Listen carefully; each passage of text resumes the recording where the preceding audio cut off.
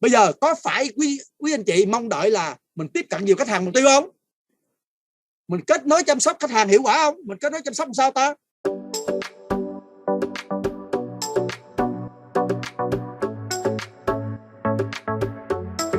Kính thưa quý cô bác anh chị, lời đầu tiên thì em xin gửi lời chào, lời chúc sức khỏe tuyệt vời nhất đến với quý cô bác anh chị có mặt trong phòng Zoom ngày hôm nay. Rất vui khi hôm nay em được làm MC và là người đồng hành cùng quý cô bác anh chị trong suốt buổi học này. Để buổi học được trọn vẹn nhất thì quý cô bác anh chị mình hãy tìm một nơi có sóng wifi mạnh ha, yên tĩnh. Chúng ta hãy chuẩn bị cho mình một ly nước, giấy bút để ghi lại những keyword mà mình cảm thấy tâm đắc nhất trong buổi học. Và để tiện cho quá trình chia sẻ thì chúng ta sẽ dành câu hỏi cho cuối buổi. Chúng ta hãy cùng tắt mic, bật cam để hiện diện trước màn hình để chúng ta tương tác được nhiều hơn và truyền năng lượng cho nhau được nhiều hơn. Để thành công trong các lĩnh vực, ngoài kiến thức chuyên môn thì kỹ năng là yếu tố cần thiết chúng ta cần phải nắm được. Và người chia sẻ cho chúng ta tối nay về chủ đề này là một người thầy rất giàu kinh nghiệm. Thầy nguyên là giảng viên Đại học Sài Gòn ngành IT, trên 35 năm kinh nghiệm dạy học. Hiện nay làm kinh doanh, chuyên đào tạo kỹ năng mềm cho các phòng nhân sự của doanh nghiệp. Nguyên hiệu trưởng trường Infoschool, trường ngoại ngữ và tin học, đào tạo cho doanh nhân Việt Nam, dự án Hà Lan.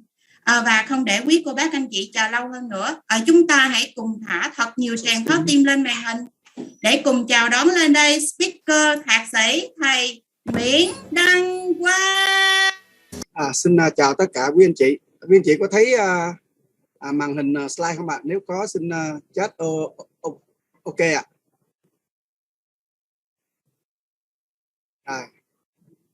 Rồi, xin cảm ơn quý anh chị.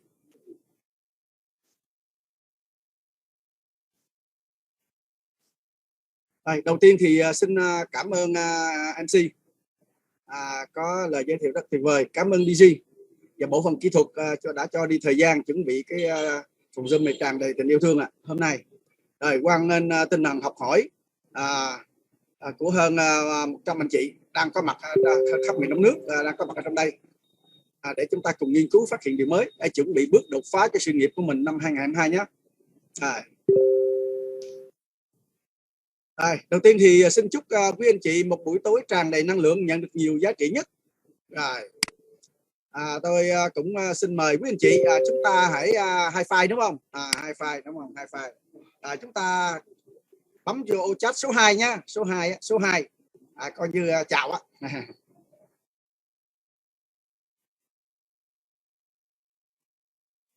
Rồi, cảm ơn quý anh chị. Rồi, tôi thấy rất nhiều người chúng ta chào nhau rồi ha. Rồi, đầu năm mới chúng ta chào nhau ha. Một lời chào có thể trong này có rất nhiều người anh chị có thể là ở rất là xa xôi. Rồi, cảm ơn quý anh chị. Bây giờ chúng ta cũng nên chúng ta tôi muốn biết hiện nay trong cái phòng Zoom chúng ta đó là có như vậy là trên 150 người, 160 người. Thì anh chị ở đâu á? Ví dụ anh chị ở Thành phố Hồ Chí Minh thì gọi HCM và số tuổi mình á, ví dụ HCM 40. Rồi, xin mời quý anh chị chia sẻ đi để tôi cũng biết là hiện nay trong phòng Zoom mình là bao nhiêu người là trung niên vân vân, trẻ vì cái rồi rất cảm ơn quý anh chị. Rồi, có người là như vậy là 38 tuổi Hồ Chí Minh, 42 tuổi Hà Nội rồi, 50 tuổi rồi rất ok. 42 tuổi vâng, Vĩnh Long 33 tuổi, Đồng Nai 34 tuổi, cô Phương rồi, Hà Tĩnh, Hậu Giang, tuyệt vời, rất tuyệt vời. Như vậy thì chúng ta phòng Zoom này chúng ta đã hội tụ tất cả anh chị em huấn luyện viên và có thể là những khách mời nữa trên toàn quốc. Chúng ta có một cái nhu cầu để chúng ta nâng cấp bản thân mình đúng không?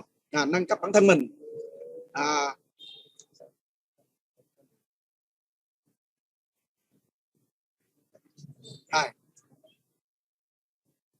Rất cảm ơn quý anh chị. Rồi, tôi thấy quý anh chị bằng tiếp tục á. Rồi vâng, rồi có chị tới 63 tuổi không? Ở Cà Mau, quá tuyệt vời. Đúng không? Mình 63 tuổi mình vẫn vào nghe Zoom. Như vậy là coi như là tôi rất là vui mừng tất cả anh chị em đều có một nhu cầu để mình nâng cấp bản thân. Tôi sẽ cố gắng hôm nay chia sẻ những kiến thức giá trị nhất để quý anh chị có thêm kiến thức để mình lựa chọn để mình phát triển doanh nghiệp của mình. Đúng không nào? Rồi, rất cảm ơn. Rồi có chị tới 69 tuổi luôn. Rồi, quá tuyệt vời luôn. Rồi, đồng thời có bạn có 20 tuổi thôi, trẻ có, lớn tuổi có hết. Rồi, rất cảm ơn. Rồi chúng ta xin tiếp tục ha. Rồi tiếp tục, anh chị cứ tiếp tục. Rồi bây giờ tôi xin giới thiệu về tôi một chút xíu. Rồi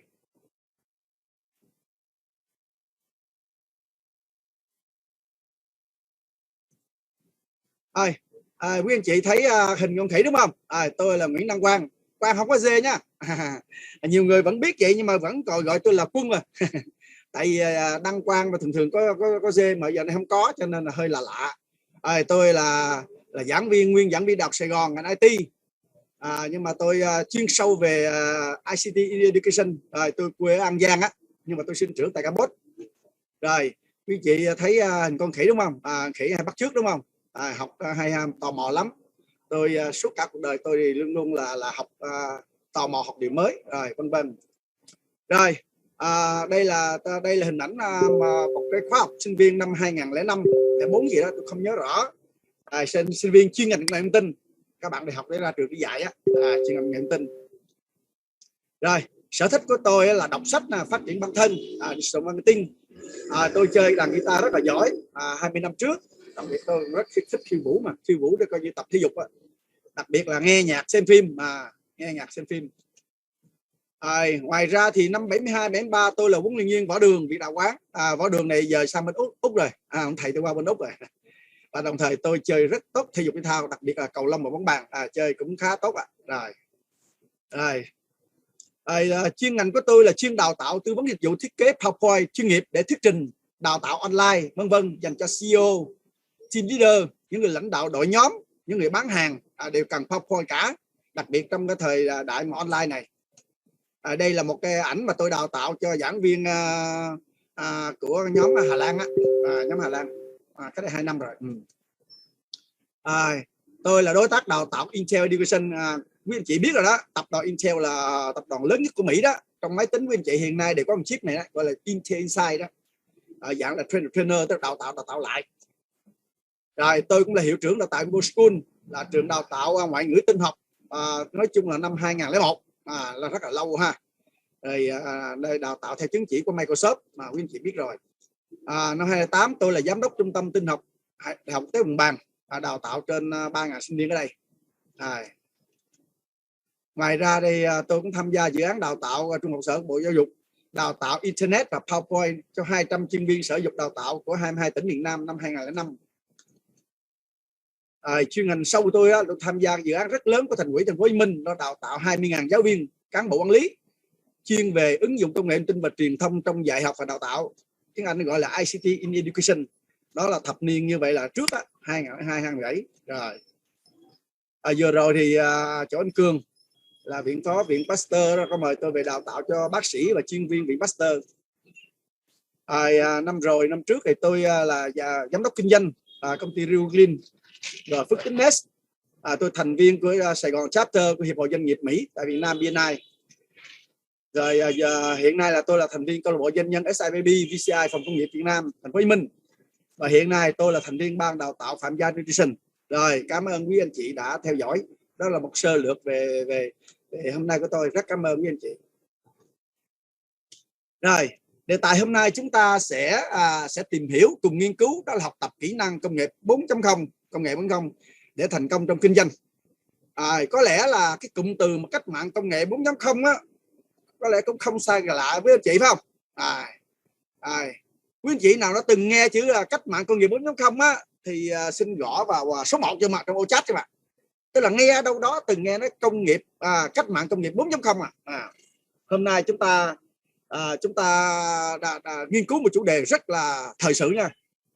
Cái chữ gõ số 1 đó thôi, tức là mình nghe rồi á, từng nghe cái từ là cách mạng công nghiệp 4.0. Quý anh chị cứ gõ số 1 vô. Tuyệt vời. Những anh chị mà gõ số 1 vô tức là mình là người thuộc thời đại thế hệ là như vậy, là thế kỷ 21 rồi, đúng không? Chúng ta đang sống trong cái thời đại mà nó chưa từng xảy ra trong nhân loại, và nó chỉ xảy ra trong vòng 10 năm thôi. Đất nước nào mà chiếm lĩnh sẽ là thống soái thế giới, kinh khủng lắm. Rồi cái này nó không chỉ giúp ta hòa nhập thế giới hiện nay, Mà như vậy là các thiết bị thông tin sản xuất ra đó là chúng ta sẽ giúp ích cho người mình nhiều lắm quý anh chị. Cho nên là việc trang bị cho mình kiến thức kỹ năng công nghệ 4.0 nó như thế nào, có cần thiết hay không thì chúng ta sẽ bắt đầu nghiên cứu ha. Hãy cùng tôi bắt đầu nghiên cứu về cái kỹ năng công nghệ 4.0 là gì. Rồi đầu tiên cái chủ đề này tôi cũng biết quý anh chị đã biết trước rồi đúng không, là mình sẽ mong đợi gì, các anh chị mong đợi gì trong cái chuyên đề này khi mình tham dự, hay nói tắt đi là lý do gì quý anh chị tham gia cái buổi Zoom này. Xin mời quý anh chị nhập vô cái ô chat đúng không, để tôi biết cái nhu cầu của anh chị. Xin mời ạ. Mình cứ thoải mái nha, để trong cái buổi Zoom mà tốt á, mình nên tương tác để mình đánh thức cái của mình đi, mình đừng có ngồi thụ động đúng không. Mà chứ này tôi cũng muốn biết quý anh chị mong đợi điều gì, thì có khi là tôi sẽ chia sẻ kiến thức sâu hơn tùy theo cái sự tương tác của anh chị. Rất cảm ơn. Các anh chị mong đợi gì ạ? Rồi một anh chị nói là học tập rồi vân vân, rồi có kỹ năng áp dụng vào trong công việc của mình, rồi rất cảm ơn. Muốn hiểu biết về thi thuật ngữ công nghiệp 4.0, rồi rất cảm ơn. Rồi kiến thức và kinh nghiệm, có nghĩa là một số anh chị chưa có biết công nghiệp 4.0 là gì cả. Chắc chắn hôm nay quý anh chị sẽ hài lòng. Và nếu quý anh chị mà nghiêm túc thì doanh nghiệp của anh chị chắc chắn sẽ phát triển cực kỳ nhanh 2022 này, tôi xin cam kết như vậy đó. Rồi có nhiều kiến thức rồi học tập và áp dụng vào công việc. Rồi rất cảm ơn sự tương tác của anh chị. Tôi như vậy là tôi đã hiểu cái nhu cầu, cái mong đợi của anh chị về cái tham gia Zoom này. Tôi sẽ cố gắng trong khả năng tốt nhất của mình chia sẻ giúp anh chị tiếp cận được cái điều đó. Đây là kiến thức của thời đại thế kỷ 21 nha, nó không phải cũ nữa. Những gì ta biết cách đây 5-10 năm bỏ hết đi, không còn xài nữa đâu. Rồi bây giờ cái buổi chia sẻ này á, là cái đối tượng tham dự là tôi nhắm đến là ai? Thứ nhất là huấn luyện viên sức khỏe dinh dưỡng. Những anh chị đang làm một cái việc rất là hay đúng không, những cái việc mà giúp cho rất nhiều người có sức khỏe, đúng không? Tuy nhiên cách làm thế nào chúng ta sẽ bàn sau. Những người muốn giao lưu kết nối để học hỏi cái điều mới, những khám phá mới, những trải nghiệm mới để phát triển bản thân. Vì hiện nay cách học của người ta là lifelong learning, học suốt đời. Những gì ta học năm rồi có thể bây giờ không xài nữa luôn, có nghĩa là ta phải update thường xuyên, còn nếu không thì chúng ta sẽ lạc hậu, doanh nghiệp chúng ta sẽ không phát triển. Đó là điều chắc chắn, không phải tôi nói đâu, trên thế giới ta công bố hết rồi. Bây giờ buổi này quý anh chị sẽ nhận được gì, hay nói tắt đi, ta còn gọi là mục tiêu của buổi Zoom này là sau khi kết thúc buổi Zoom này, quý anh chị sẽ nhận thức được lý do tại sao mình cần phải học tập kỹ năng công nghệ 4.0 để thành công trong kinh doanh và phát triển bản thân. Hai vấn đề quan trọng lắm, mình không phát triển bản thân thì kinh doanh mình không phát triển đâu, mà đặc biệt công nghệ 4.0 nha. Thứ hai, chúng ta tràn đầy năng lượng. Sau khi chúng ta nghe xong rồi, chúng ta thêm động lực, chúng ta hứng thú hơn, chúng ta để tìm kiếm, khám phá, vận dụng cái công cụ gọi là digital marketing. Còn digital marketing là gì chúng ta lắc sẽ hiểu, và kỹ năng sử dụng ứng dụng trên máy tính. Rồi cái thứ ba, quý anh chị sẽ tiếp cận được một số công cụ, một số rồi chứ bây giờ là hết là căng lắm á. Nhưng mà nếu anh chị nào mà mong đợi gì đó thì tôi sẽ hỗ trợ anh chị nắm hết những cái công nghệ cần, đúng không, cần để chúng ta xây dựng doanh nghiệp thành công. Truyền thông hiệu quả là xây dựng thương hiệu cá nhân là trên mạng xã hội nè, thực hiện giao tiếp, đào tạo và xây dựng đội nhóm. Đó có phải là những gì anh chị mong đợi không? Đúng không? Mình tham gia chương này mình nâng cấp bản thân lên, mình muốn có kiến thức để cho đội nhóm mình nó phát triển theo, đúng không? Rồi đó là cái mục tiêu cái buổi Zoom hôm nay. Rồi vì vậy cho nên là nội dung chúng ta cùng nhau là sẽ trao đổi nhau. Ông bà ta mình nói là học ăn học nói có mở, đúng không? Như vậy hàng này cũng phải học nữa. Bây giờ nấu một tô bún bò Huế cũng phải học nữa mà, không chi là bây giờ công nghệ, đúng không? Vậy chúng ta sẽ tìm hiểu cái khái niệm kỹ năng công nghệ 4.0 là gì. Nó là kỹ năng thế kỷ 21 đấy. Tại sao phải học? Tại sao ta cần học chứ? Nếu mình không biết lý do tại sao mình học thì mình sẽ không đầu tư thời gian cho nó. Nhưng mà học cái gì mới được? Cái đó là câu hỏi what, học cái gì? Và cuối cùng mà tôi sẽ giới thiệu một số công cụ mà quý anh chị nên làm chủ ngay trong năm này. Nếu năm nay ta làm chủ thì những năm tới chúng ta phát triển cực kỳ nhanh, gấp 2, gấp 3 lần những gì chúng ta đang có. Rồi bây giờ quý anh chị đã sẵn sàng chưa ạ? Sẵn sàng chưa? Nếu mà sẵn sàng rồi xin hãy nhấp vào ô chat SS sờ, đúng không? Để chúng ta tràn đầy năng lượng, đúng không? Chúng ta ở trong cái tư thế sẵn sàng nghe và chia sẻ, đúng không? Quý anh chị sẽ cùng tôi nghiên cứu, chứ không phải là một mình tôi chia sẻ đâu. Quý anh chị phải tương tác lại chúng ta có qua có lại tự nhiên là nó phát triển lên. Rồi, rất cảm ơn quý anh chị. Sờ rất là nhiều ha. Rồi, rất cảm ơn quý anh chị. Như vậy trong phòng Zoom chúng ta hiện nay là chúng ta trên 200 người. Tôi hy vọng là tôi sẽ giúp quý anh chị trong 200 người này mọi người sẽ hài lòng hết, chắc chắn. Rồi, tôi cố gắng như vậy. Đầu tiên chúng ta sẽ tìm hiểu khái niệm công nghiệp 4.0 là gì, đúng không? Chúng ta tìm hiểu thử nha. Đây là một cái định nghĩa này. Bây giờ kỹ năng công nghệ, tiếng Anh nó gọi là computer skills. Đó là năng lực sử dụng thành thạo công nghệ thông tin và dịch vụ trên internet, đúng không nè? Bây giờ là có internet chứ, mọi thứ internet giúp cho cái công việc của mình á nó vận hành dễ dàng hơn, thuận tiện hơn, nó phù hợp xu thế cái thời đại. Còn tại sao như thế này để chúng ta tìm hiểu thử nha. Bây giờ ta tìm hiểu tại sao tôi cần ứng dụng nó nè. Tại sao ta cần ứng dụng nó? Đây ghi là 21, đúng không? Kỹ năng thế kỷ 21. Đây là kỹ năng của thế kỷ 21. Kỹ năng thế kỷ 21 của người lao động á, chúng ta tất cả mọi người đều kỳ người lao động. Đây là những cái tiêu chí của UNESCO khi chia sẻ cho các lãnh đạo trên thế giới toàn cầu. Và đầu thế kỷ 21, tức là khoảng năm 2000 hay năm 9. Thứ nhất là người lao động thứ 21 phải có kiến thức. Kiến thức ở đây là gì? Thí dụ kiến thức đây, kiến thức chăm sóc sức khỏe chủ động đi. Nếu là bác sĩ á, mình phải giỏi bác sĩ. Nếu là kỹ sư điện, rất là giỏi nghề đó, gọi là kiến thức. Thế là kiến thức mình làm việc, mình phải có kiến thức chuyên sâu, đúng không ạ? Cái thứ hai là kỹ năng giao tiếp cộng tác. Cái này tôi đã từng chia sẻ cho quý anh chị một số chủ đề trong tháng trước rồi, trước Tết rồi. Kỹ năng giao tiếp, nhưng mà kỹ năng cộng tác thì sắp tới thì tôi sẽ có một chuyên đề đó. Rồi, kỹ năng tư duy mình sẽ tính sau. Hôm nay chúng ta sẽ bàn về kỹ năng công nghệ, computer skills, kỹ năng công nghệ 4.0, đúng không? 4 nhóm lao động này quan trọng lắm, đúng không? Đã là người lao động tốt mà không có 4 nhóm kỹ năng này, chúng ta sẽ thất bại hoàn toàn 100%. Bây giờ ta coi có đúng không nha. Hiện nay người ta dự đoán 10 năm, nhưng mà những gì nãy giờ nói có hết trơn rồi. Có hết trơn rồi. Trên thế giới, một đất nước mà có 3 thành phố hoàn toàn xe điện chạy không á, đúng không? Và nó có 15 triệu cái trạm 5G á, chính là Trung Quốc. Trung Quốc hiện nay đang dẫn đầu thế giới, vượt xa Mỹ 10 năm. Bây giờ Mỹ hiện nay là học trò rồi. Bây giờ trở thành đang dẫn đầu và trở thành học trò rồi. Về trí tuệ nhân tạo là Trung Quốc đang dẫn đầu luôn, đi trước Mỹ 10 năm. Và 5G nó chuyển sang 6G mới vừa rồi nó công bố ra nữa là kinh khủng luôn. Coi như là bây giờ không biết được, chúng ta không biết 10 năm tới như thế nào. Thế giới nó thay đổi rất nhiều rồi quý anh chị. Thế giới thay đổi rồi, chúng ta biết ở Việt Nam luôn rồi phải không? Lát nữa chúng ta sẽ thấy ở Việt Nam thay đổi cái gì, đúng không? Để chúng ta dự đoán, bởi vì chúng ta đang sống trong thời đại nó hoàn toàn thay đổi, nhưng mà tư duy mình mà còn cũ á, là mình thua. Cái này dĩ nhiên thôi. Rồi bây giờ ta tìm hiểu thử coi nha. Thế giới đã thay đổi chứ ở Việt Nam thay đổi tới bao nhiêu rồi? Có thay đổi đấy, giờ ta xem nha. Đây là số liệu của Google ở tại Việt Nam năm 2021, tức là năm mới vừa rồi. Thống kê tình hình sử dụng internet thì sao? Như vậy là mình có 100 triệu dân, có 68 triệu người sử dụng internet. Thuộc loại khủng của châu Á đó. Khủng đó. Rồi. Như vậy là chiếm nhiêu? 70% dân số đã sử dụng internet. 10 người có 7 người dùng, hơn 7 người dùng. Là cao đó. Và như vậy 2021 nó tăng 0,8% so với 2020. Và chúng ta thấy không? Mỗi một ngày, bây giờ chúng ta có 24 giờ, mà người Việt Nam mình dùng tới 7 giờ trên internet. Rồi chúng ta nghĩ gì sao ta? Một ngày 24 giờ đồng hồ, mà hết 7 giờ đồng hồ rồi. Tại cái điện thoại đi tao bấm quét. Ngồi quán cà phê bấm quét. Vô toilet bấm quét.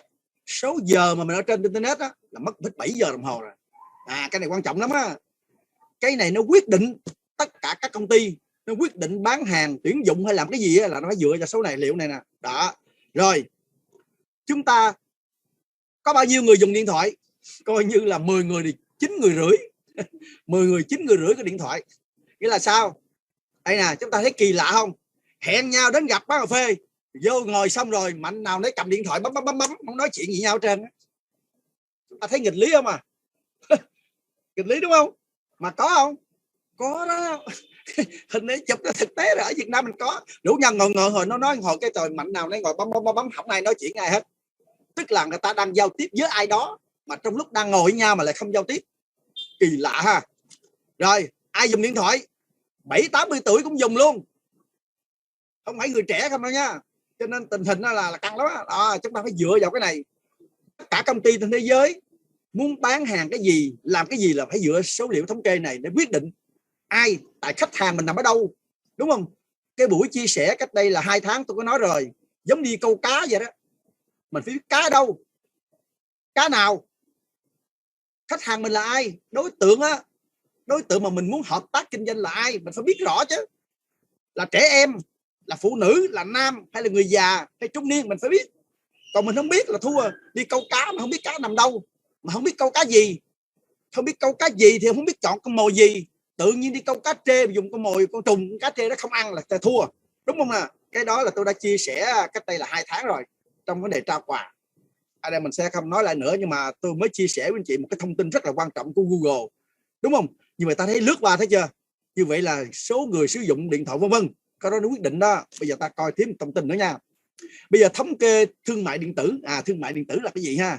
Thương mại điện tử là người ta mua hàng, người ta đâu đi ra cửa hàng đâu, đúng không? Bây giờ ta coi nè, 89% tìm kiếm khi muốn mua cái gì đó. Bây giờ quý anh chị muốn mua cái gì đó, quý anh chị ra cửa hàng hay là quý anh chị bấm cái điện thoại ta? Bản thân mình đó, đúng không? Bản thân mình á, mình đi mua cái gì đó, chưa nói giới trẻ nha, giới trẻ là không có vụ đến cửa hàng đâu. Muốn mua cái điện thoại đầu tiên bấm điện thoại tìm, ok rồi mới đến cái cửa hàng gần nhất, đúng không? Cho nên là Vingroup á, nó tạo cái mác nó đang thay đổi cái này, đúng không? Vì người tiêu dùng người ta tìm trên mạng, như vậy mình phải làm khác. Rồi cái thứ hai là gì? 79% truy cập website, tức là muốn tìm cái gì đó mà muốn tuyển dụng người, muốn tìm người giúp việc. Mình làm sao? Mình đến công ty giới thiệu việc làm xưa rồi, không có chuyện đó đâu. Ngồi mở điện thoại lên bấm người giúp việc là ra liền. Tức là truy cập website là 79%, tức là 80%, 10 người thì hết 8 người là dùng điện thoại để đi truy cập để tìm một cái gì đó.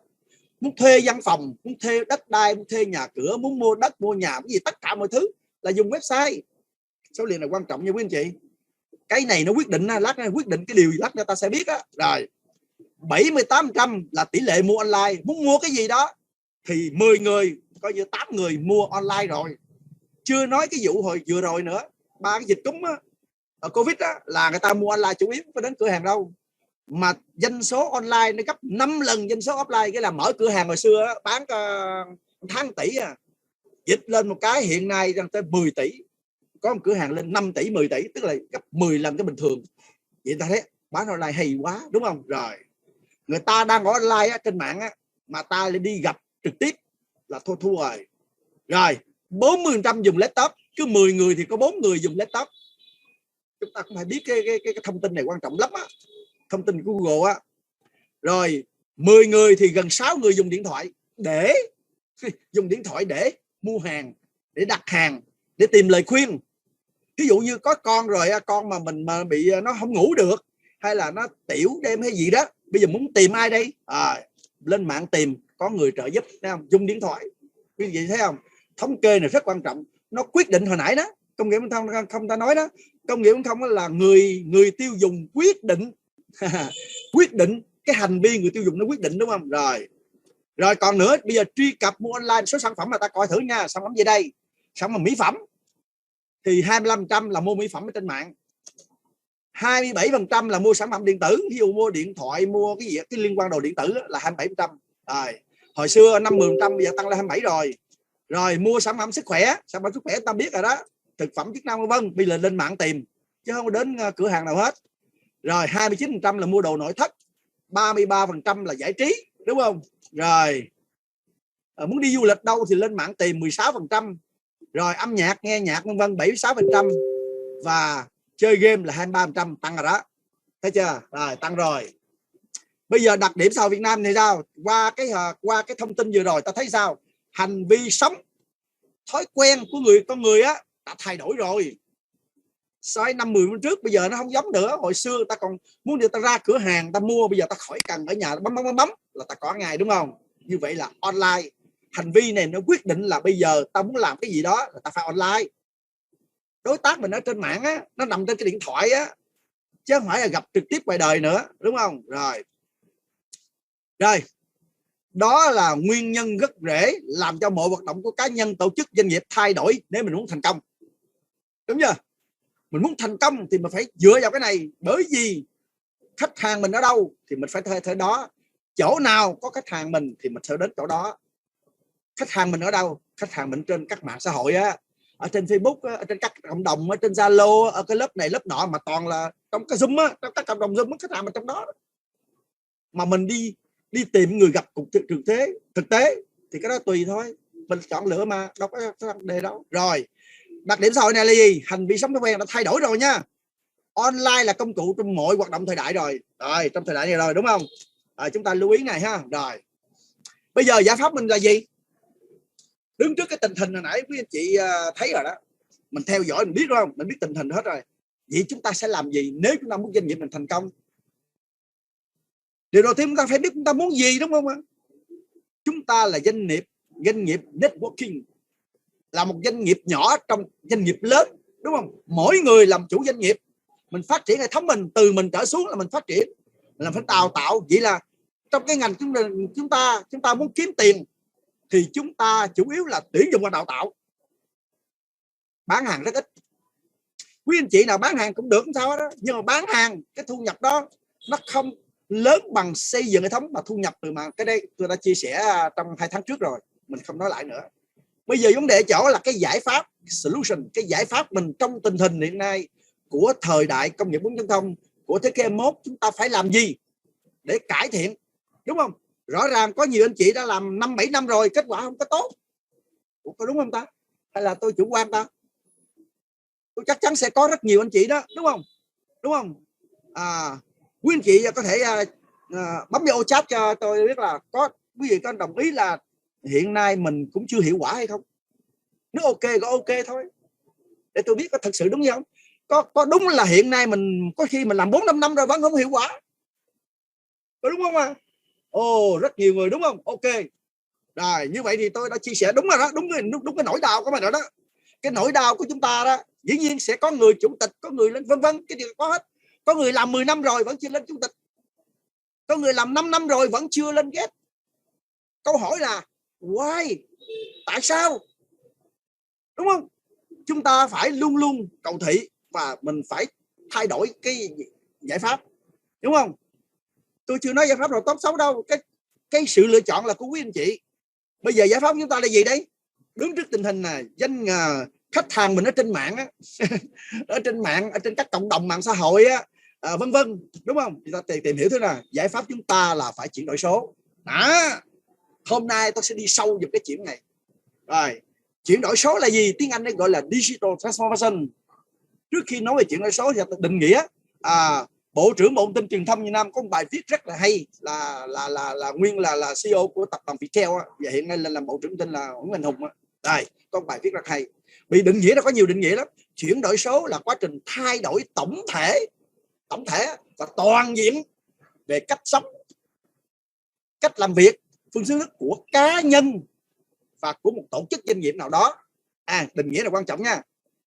Chuyển đổi số là một quá trình thay đổi, change, tổng thể, toàn diện là trên tất cả hoạt động luôn, đúng không? Trên mọi hoạt động, cái gì chúng ta phải thay đổi hết.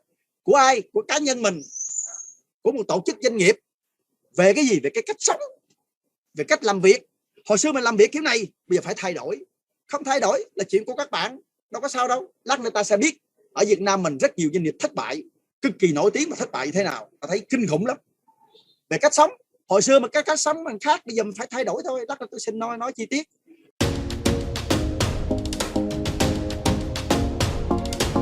Còn phương thức sản xuất, hồi xưa mình sản xuất cái kiểu là gặp mặt đặt hàng được. Bây giờ trồng rau trồng gì đó, bây giờ xuất khẩu rồi, bây giờ nó từ xa hết á.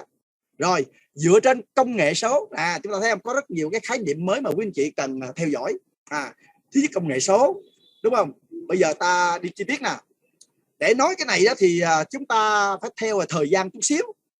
20 năm trước là đất nước chúng ta đi theo cùng thế giới là ứng dụng công nghệ thông tin, tiếng Anh gọi là ICT, viết tắt là ICT, tức là Information and Communication Technology, là công nghệ thông tin. Rồi hiện nay 10 năm tới đây nó có một thuật ngữ mới là digital, là chuyển đổi số. Vậy hai này có gì khác biệt không ta? Ta tìm hiểu nha. Rồi cái làn sóng thứ nhất ứng dụng công nghệ thông tin đó là thập niên 20 năm trước, từ 85 đến 99 tới 2000. Có phải thời đó như vậy không? Mình có máy vi tính rồi mình số hóa thông tin. Số hóa thông tin là sao? Hồi xưa mình làm gì cũng giấy, ký hợp đồng giấy, làm hồ sơ giấy, giáo trình giấy, cái gì cũng giấy hết. Bây giờ ta chuyển sang paperless là không giấy. Chính phủ không giấy là chính phủ không có giấy tờ. Bây giờ chúng ta đang làm theo đường đó, ta chuyển toàn bộ tài liệu mình thay giấy, không tốn rất nhiều giấy, không mà giấy là rừng, đúng không? Trên thế giới đó rồi, giấy là đốt, là chúng ta khai thác rừng vô tội vạ để làm giấy. Giấy nó làm từ mía, từ rừng. Bây giờ không cần giấy nữa. Từ lúc mà chuyển sang cái này, sau này giờ rừng không còn mất nữa, tại vì người ta không có cần đóng rừng nữa. Ta chuyển toàn bộ tài liệu giấy thành gì? Thành cái tệp, cái file Word, Excel, PowerPoint, đủ hết. Tất cả gọi là số hóa, cái từ đó số hóa thông tin. Chuyển từ tài liệu giấy này sang văn bản điện tử. Mà văn bản điện tử nó gọi là học liệu điện tử. Mà học liệu điện tử là gì? Cái này gọi là software đó, là những cái tài liệu đó nó chỉ lưu hành ở trên internet và trên máy tính thôi, mình không có sờ được. Quan trọng ha, không sờ được nha. Đây là cái thập niên 85 2000 qua rồi, mình chưa làm xong nữa, mình chưa kịp làm xong nó lại qua mới đó, đúng không? Nhưng mà ứng dụng công nghệ thông tin là gì? Đó là tối ưu hóa quy trình đã có, theo mô hình hoạt động đã có, để cung cấp dịch vụ đã có. Rồi ta nói ví dụ nha, bây giờ kế toán, ta hồi xưa là cuốn sổ kế toán dày nè, từ 10 năm nay, hơn 10 năm nay rồi, ta làm đâu? Ta làm bằng Excel, ta làm phần mềm Misa, ta làm online luôn.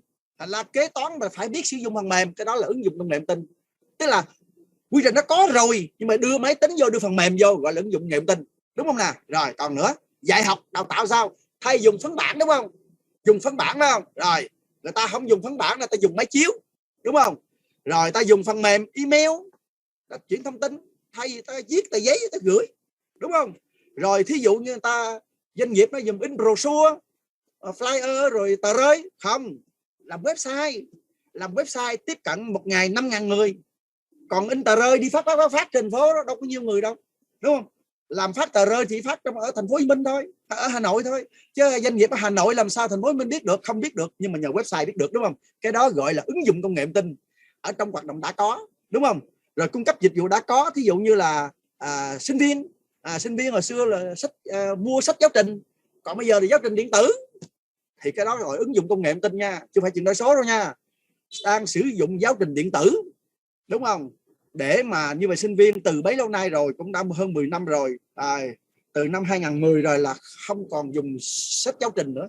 Sinh viên đỡ tốn tiền lắm, xưa tiền tốn giáo trình tiền tốn lắm, khoảng cả triệu lắm đó. Nhưng mà từ lúc mà có ứng dụng nghệ thông tin đó, là các thầy phải làm số hóa tài liệu, không? Gõ vô chuyển sang PDF hay là video hay gì đó, rồi đẩy lên trên internet, đẩy lên email, rồi chia sẻ cho sinh viên. Đó, gọi là ứng dụng công nghệ thông tin, đúng không? Tôi đã nói rất là kỹ rồi, đúng không? Vậy quý anh chị đã sơ đã hiểu rồi, đúng không? Ứng dụng công nghệ thông tin là gì, đúng không? Mà cái chuyện này mà đã làm 20 năm trước rồi, bây giờ còn hợp thời không? Hết rồi. Tại sao nó hết nha? Bây giờ nó chuyển sang một thời đại mới, đúng không? Thời này bắt đầu từ 10 năm nay rồi, không? Và chúng ta đang đồng hành. Vậy chuyển đổi số là gì? Chuyển đổi số là thay đổi quy trình mới nha. Bây giờ tao nói nha, hồi đó đang làm cái gì không biết, bây giờ làm mới luôn. Ví dụ nha, một trường đại học, một doanh nghiệp lớn giống trường đại học Sài Gòn á, phải mua ít nhất là 40 cái máy photocopy. Mỗi một năm á, mùa thi á, mỗi một khoa có 10 môn, cần một tấn giấy. Một tấn giấy á, một khoa 1 tấn giấy.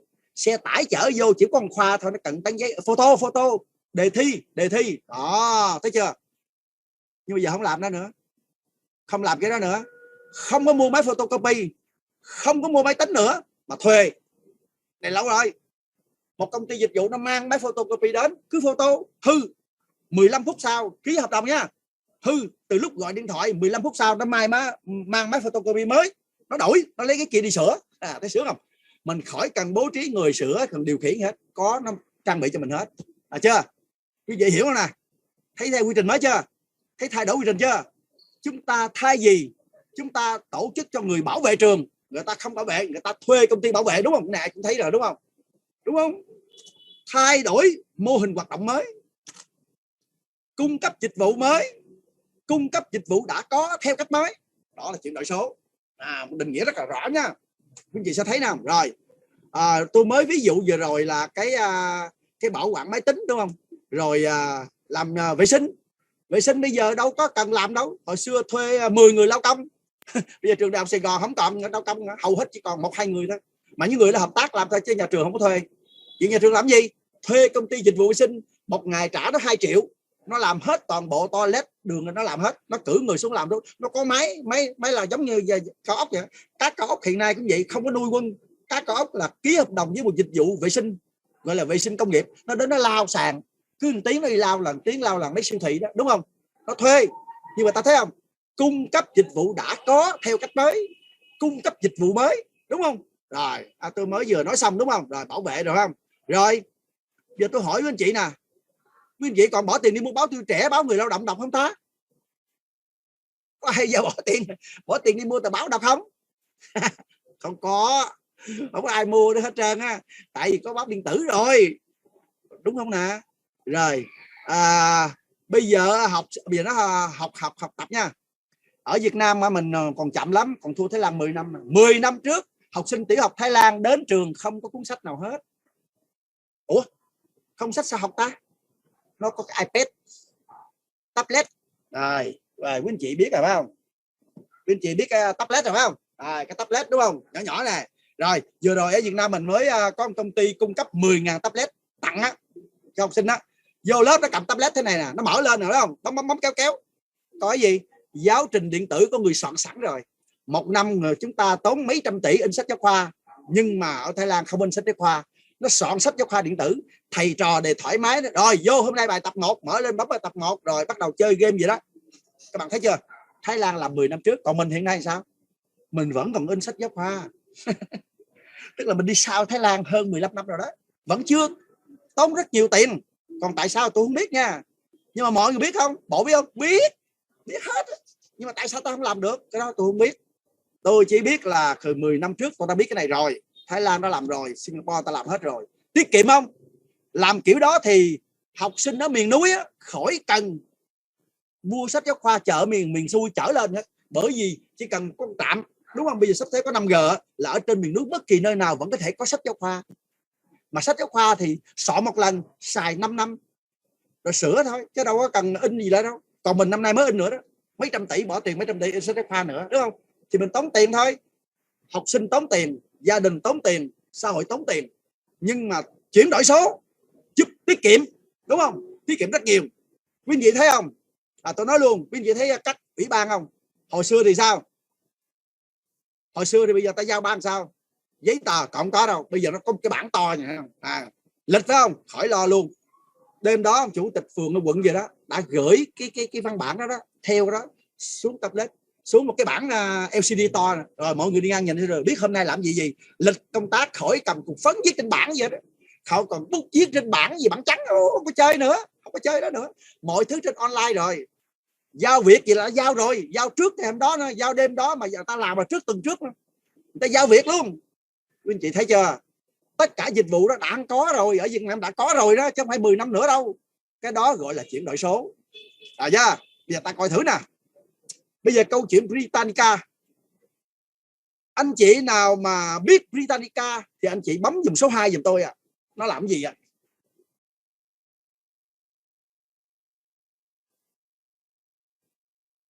Có ai biết không ạ? Rồi chưa thấy ai biết Britannica phải không? Britannica là gì? Britannica là một cái kinh doanh theo mô hình bán sách giáo khoa bách khoa toàn thư. Nghĩa là hồi 20 năm trước tất cả ai mà thuộc về khoa học gia, giáo viên, giảng viên hay là những người nghiên cứu là đều phải mua cái cuốn bách khoa toàn thư nó dày vậy nè, nó 32 tập luôn. Ai có cuốn này hay lắm tôi ngon quá, tôi có 32 tập bách khoa toàn thư, tức là trên thế giới tất cả mọi việc nằm trong này đó. Nhưng mà ai giờ đâu xài đâu. Thằng này nó có 250 năm rồi nha, nó là làm cái bộ này hay lắm, nhưng nó đã dẹp tiệm cái này lâu rồi. Hồi 20 năm trước nó ứng dụng công nghệ thông tin, nó chuyển toàn bộ cái này sang CD, DVD, nó không bán sách nữa, nó bán CD và DVD. Người ta mua về ta bỏ vô máy tính, ta mở lên ta coi, khỏi mua sách luôn. Mà tra cứu nhanh không? Cực kỳ nhanh luôn. Bấm chuột mở, bấm chuột muốn lấy hình nào lấy xuống, bỏ vô tài liệu cực kỳ nhanh. Còn hồi xưa cuốn sách đó khó lắm, Muốn lấy tấm ảnh nó cũng sách đó, đâu có lấy ra được đâu. Chụp hình đó. Lúc đó chưa có chụp hình điện thoại di động này đâu, chưa có. Nên từ lúc ứng dụng công nghệ thông tin đó, nó không bán cuốn sách nữa mà nó bán CD, DVD. Mà chuyện này hồi 20 năm trước nó làm rồi, nhưng mà bây giờ nó phải đổi luôn, nếu không nó sẽ chết. Bây giờ quý anh chị còn xài CD, DVD không? Tôi hiện nay tôi còn 1000 CD nhà đó. Tôi còn 1000 CD đó, 2000 chứ không 1000 nữa. Rồi tại xưa tôi dạy là tôi cần 10 mấy ngàn lắm. Tôi sản xuất CD, DVD gửi cho giáo viên rất là rẻ. Một đĩa có 5.000 à. Mà mình mua cái đĩa không á, là 2.000 rồi. Rồi cái công mình soạn tài liệu đưa cho giáo viên đem về, giáo viên thay vì cuốn sách đó, giáo viên đưa vô máy tính, giáo viên lấy hình xuống để dạy. Đó, tôi làm cái đó mấy ngàn đĩa lắm. Hiện nay tôi còn khoảng 2.000 đĩa lưu giữ làm kỷ niệm. Chứ tôi 10 mấy ngàn đĩa là tôi cho vô da chai rồi. Tôi phát hiện ra cái này hay quá, đẹp quá mà tự nhiên mình bỏ uổng cho tôi còn mấy ngàn đĩa rồi. Tôi cất để làm kỷ niệm thôi. Nhưng cái thằng này chết rồi. CD DVD bây giờ đâu còn máy nào nữa đâu. Mặc dù CD DVD là sáng chế của Nhật Bản. Đấy, Nhật Bản nhiều sáng chế lắm nhưng mà về hưu hết rồi. Bây giờ cái gì? Bây giờ chuyển đổi số, quý anh chị nghĩ thử coi Britannica nó sẽ làm gì khi chuyển đổi số? Đúng không? Mình suy nghĩ thử nha. Suy nghĩ thử nha. Bây giờ Britannica nó không còn bán sách lâu rồi. Bây giờ nó không làm CD DVD gì, nó làm gì ta? Cái chuyển đổi số. Quý vị có thể comment thử không? Mình suy nghĩ thử coi. Bởi vì mình suy nghĩ như vậy, lát nữa mình sẽ suy nghĩ cho chính mình. Mình suy nghĩ cho chính mình bây giờ mình làm cái gì? Rồi. Có một anh chị ghi là tôi không biết, tôi không đọc được cái từ đó. Rồi phần mềm. Là phần mềm. Phần mềm chung chung đó không? Rồi, cảm ơn quý anh chị tương tác. Không sao cả, đúng hay sai không quan trọng nha. Đúng hay sai không quan trọng. Trong dạy học của tôi đó, sinh viên cứ nói thôi. Khi phát biểu nó phát triển tư duy ghê lắm. Tại mình nói sai nói đúng, nhưng mà cuối cùng rồi mình vẫn phát triển hơn người không nói. Đó là kinh nghiệm của thế giới rồi. Rồi, ta coi thử nha. Bị cái này ảnh hưởng sao cho chúng ta cuối buổi hôm nay là chúng ta quyết định làm cái gì. Là quý anh chị phải hiểu rất rõ này. Kinh nghiệm người đi trước và thất bại trong nước mình nữa. Rồi, thứ nhất, nó không in sách mà cũng không in CD luôn. Nó thay đổi mô hình kinh doanh. Nó bán sản phẩm, nó bán cái gì? Nó bán cái ID, nó bán cái giống cái thẻ đó, lên mạng nhập cái ID vô, trả tiền cho nó, rồi truy cập vô kho tài liệu nó 1 tỷ 1 tỷ trang mỗi tháng. Ví dụ mỗi tháng trả nó 10 đô. Quý vị thấy nha, mỗi tháng trả có 10 đô thôi, rẻ mà. Nhưng mà chuyện xảy ra nếu 100 triệu người truy cập quý anh chị, mỗi tháng một người trả 10 đô vô đọc, mà bây giờ có 100 triệu người truy cập vô thì nó bán được 100 triệu người, đúng không? Rẻ mà. 100 triệu người nhân 100 mà 10 đô thì ra nhiêu? Thì khủng chưa? Một tháng nó thu nhập cả tỷ đó. Nhưng mà nó có bán cuốn sách nào không? Không. Nó bán cái ID truy cập vô cái kho của nó, đúng không? Bây giờ sinh viên, tôi sẽ chỉ quý anh chị làm cái này luôn nữa. Mình sẽ làm này cho đội nhóm của mình. Mình có tài liệu. Bây giờ đội nhóm mình 100 người, F1 mình có khoảng chừng 20 người. Làm cách nào mình cho F1 mình nó vô lấy tài liệu của mình, mà tài liệu là mình biên soạn riêng của đội nhóm mình, đúng không? Thay mình in ra đưa chi? Xưa rồi. Họ vô truy cập, họ tự vô truy cập, dĩ nhiên là phải đội nhóm của mình chứ. Mình làm được nha, mình làm được luôn đó. Rồi, quý vị thấy hay chưa? Quý vị nào thấy hay cái này gõ số 3 đi. Đó, thấy cách Hà làm nó hay á. Không in sách, không CD, không DVD gì hết, đúng không? Nó đẩy cái tài liệu nó lên một cái kho trên mạng, rồi nó cho mọi người đăng ký ID vô và nó lấy tiền mỗi tháng có 10 đô thôi, không cần nhiều. Đại học Harvard của Mỹ cũng làm vậy luôn. Nó bán nhiều lắm á, bán cái 100 triệu người á. Vì ai cũng cần từ điển này đó, muốn tìm hiểu cái gì vô đây, chứ Google trả lời không đúng đâu nha. Google trả lời không chính xác nha. Quý anh chị nhớ không? Ví dụ mình hỏi về sức khỏe mà trên Google trả lời chưa chắc đúng à. Nhưng mà Britannica là đúng nha. Vì Britannica là viện nghiên cứu gì nó viết trong đó, nó bỏ nó trả tiền cho người ta rồi, bây giờ nó bán lại cho mình thôi, đúng không? Rồi, ok, rất cảm ơn quý anh chị tương tác. Rồi, cái này rất là hay. Mô hình này là mô hình của thế kỷ 21, là mô hình chuyển đổi số. Nó hay ghê chưa? Nó đi trước thời đại. Bác sĩ này làm 10 năm rồi chứ bây giờ. Rồi, bây giờ câu chuyện chuyển đổi số. Bây giờ xưa ta xuất bản sách phải không? Bây giờ các anh chị đâu cần mua sách làm gì? Tạp chí cũng không cần mua, báo giấy cũng không cần có luôn, đúng không? Bây giờ ta làm gì? Lên mạng sách nói. Quý vị có lên đọc báo Tuổi Trẻ và báo cà phê được không? Có cần đọc không? Không cần đọc luôn, bấm vô đó rồi nằm uống cà phê rồi ngồi nghe, hay là uống sữa và ngồi nghe. Có người đọc giùm mình mà. Có người đọc báo giùm mình. Đúng không ạ? Có nghĩa là áp dụng truy cập trực tuyến đến kho nội dung số của công ty. Công ty cũng vậy, báo Tuổi Trẻ cũng vậy, báo Người Lao Động cũng vậy, báo Doanh Nhân Sài Gòn, tất cả báo hiện nay là chơi cái dạng đó hết. Ủa thế chuyển đổi số mà, người ta không cần mua cái gì cầm tay hết. Bởi vì tại sao? Tại vì người tiêu dùng chỉ cần có một cái điện thoại có thể học nguyên cả chương trình đại học bên Mỹ đó, nguyên cả chương trình thạc sĩ luôn, chỉ cần với một điện thoại di động, chỉ cần ID, trả tiền ID thôi là truy cập cái kho của nó, đúng không? Mình sẽ có nhiều phần mềm ebook, nó có nhiều lắm. Sách điện tử là ví dụ như PDF nè, ebook nè, PCRC nào đó, đại khái đó, nó có phần mềm đọc riêng nha. Rồi, rất cảm ơn quý anh chị đã theo dõi tới đây, đúng không? Như vậy thì trong 10 năm qua, 4 nhà xuất bản lớn nhất của Mỹ phá sản. Đâu bán được sách đâu. Mà sách hay không á? Sách hay không nhưng mà không bán được. Nghĩa là doanh số nó còn không còn như 80% người nó mất luôn, 80% bị người ta không có vô đọc sách nữa, mà ta đọc ở trên kho đó. Cho nên không in sách nữa thì phá sản thôi. Hoặc là tiếp tục theo hàng Britannica, đúng không? Cạnh tranh ghê lắm, đúng không? Như vậy là nhiều nhà xuất bản đã tiêu rồi. Bây giờ mọi thứ mình đọc chỉ cần cái app thôi, phải không? Bởi vì người ta nói sao? Mấy mươi % người ta làm mọi thứ trên cái điện thoại. Vậy thì hãy đưa trên điện thoại mình mấy ngàn app luôn á. Nhưng mà thằng Google nó chỉ cho số thôi nha, không phải app nào nó nằm trên mình đâu.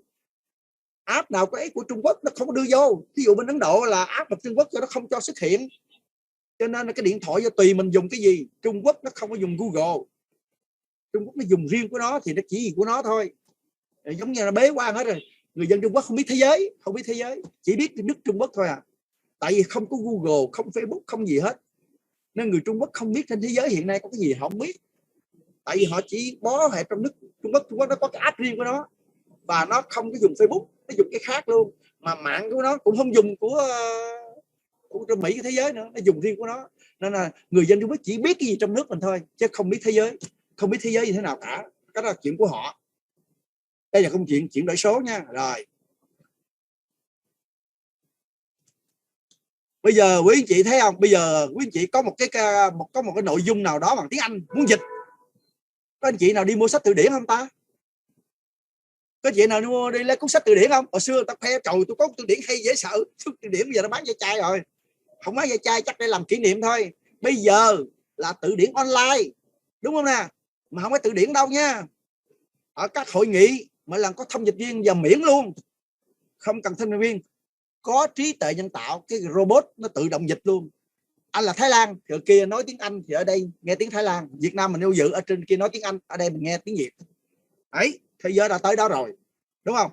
Ở Việt Nam tới chưa thì chắc cũng có đó, có hội nghị cũng áp dụng cái đó rồi, nhưng mà phải trả tiền thôi, dịch vụ mà. Rồi bây giờ câu chuyện ebook ở mạng xã hội, đúng không? Rồi nói về QR code chắc ai cũng biết rồi phải không? Ai cũng cầm cái điện thoại mình lên là scan đúng không? Này chắc biết rồi, nhưng mà quý vị chưa biết cái này nè. Ở Trung Quốc á, cái người mà đi ăn xin á, họ ngồi á, họ để cái bảng nè, ai muốn cho tiền scan QR code là tiền của mình á, chuyển vô cái đó đó.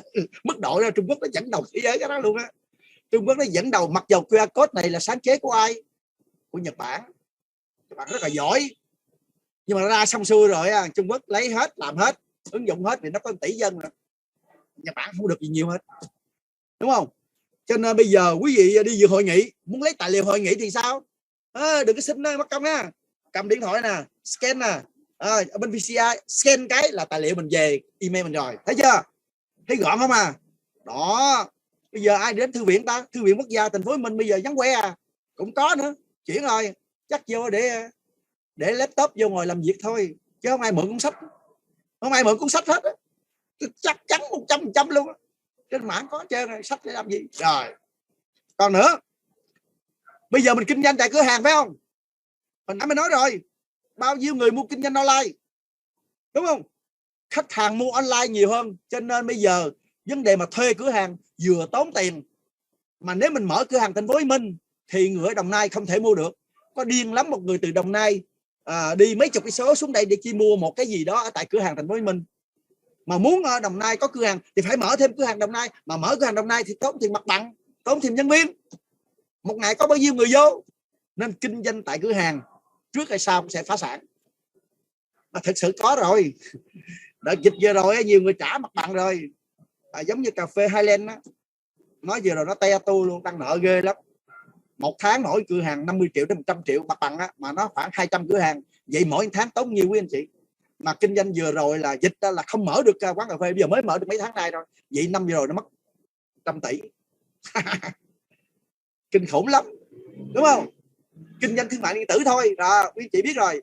Ví dụ như là game đi, năm 2000 bạn tôi thì tôi làm hiệu trưởng đó, thì tôi bạn tôi nó có 2 cửa hàng bán CD, là chuyên bán đĩa CD game á. Mà lúc đó game hay lắm, game dễ thương lắm, game trò chơi rất là hay, tôi còn mê mà. Game trẻ em chơi vui lắm, tôi còn mua đĩa CD về tôi chơi game mà. Nhưng bây giờ có ai mua đĩa CD chơi game không ta? Không có.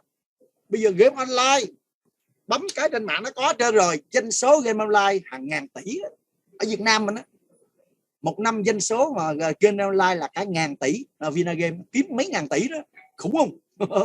Ở Việt Nam mình có mấy 100 triệu dân mà tới 20 triệu 30 triệu người chơi game, cho nên nó vấn nạn có nhiều trẻ con, nhiều con cái trong gia đình nó mê chơi game quá.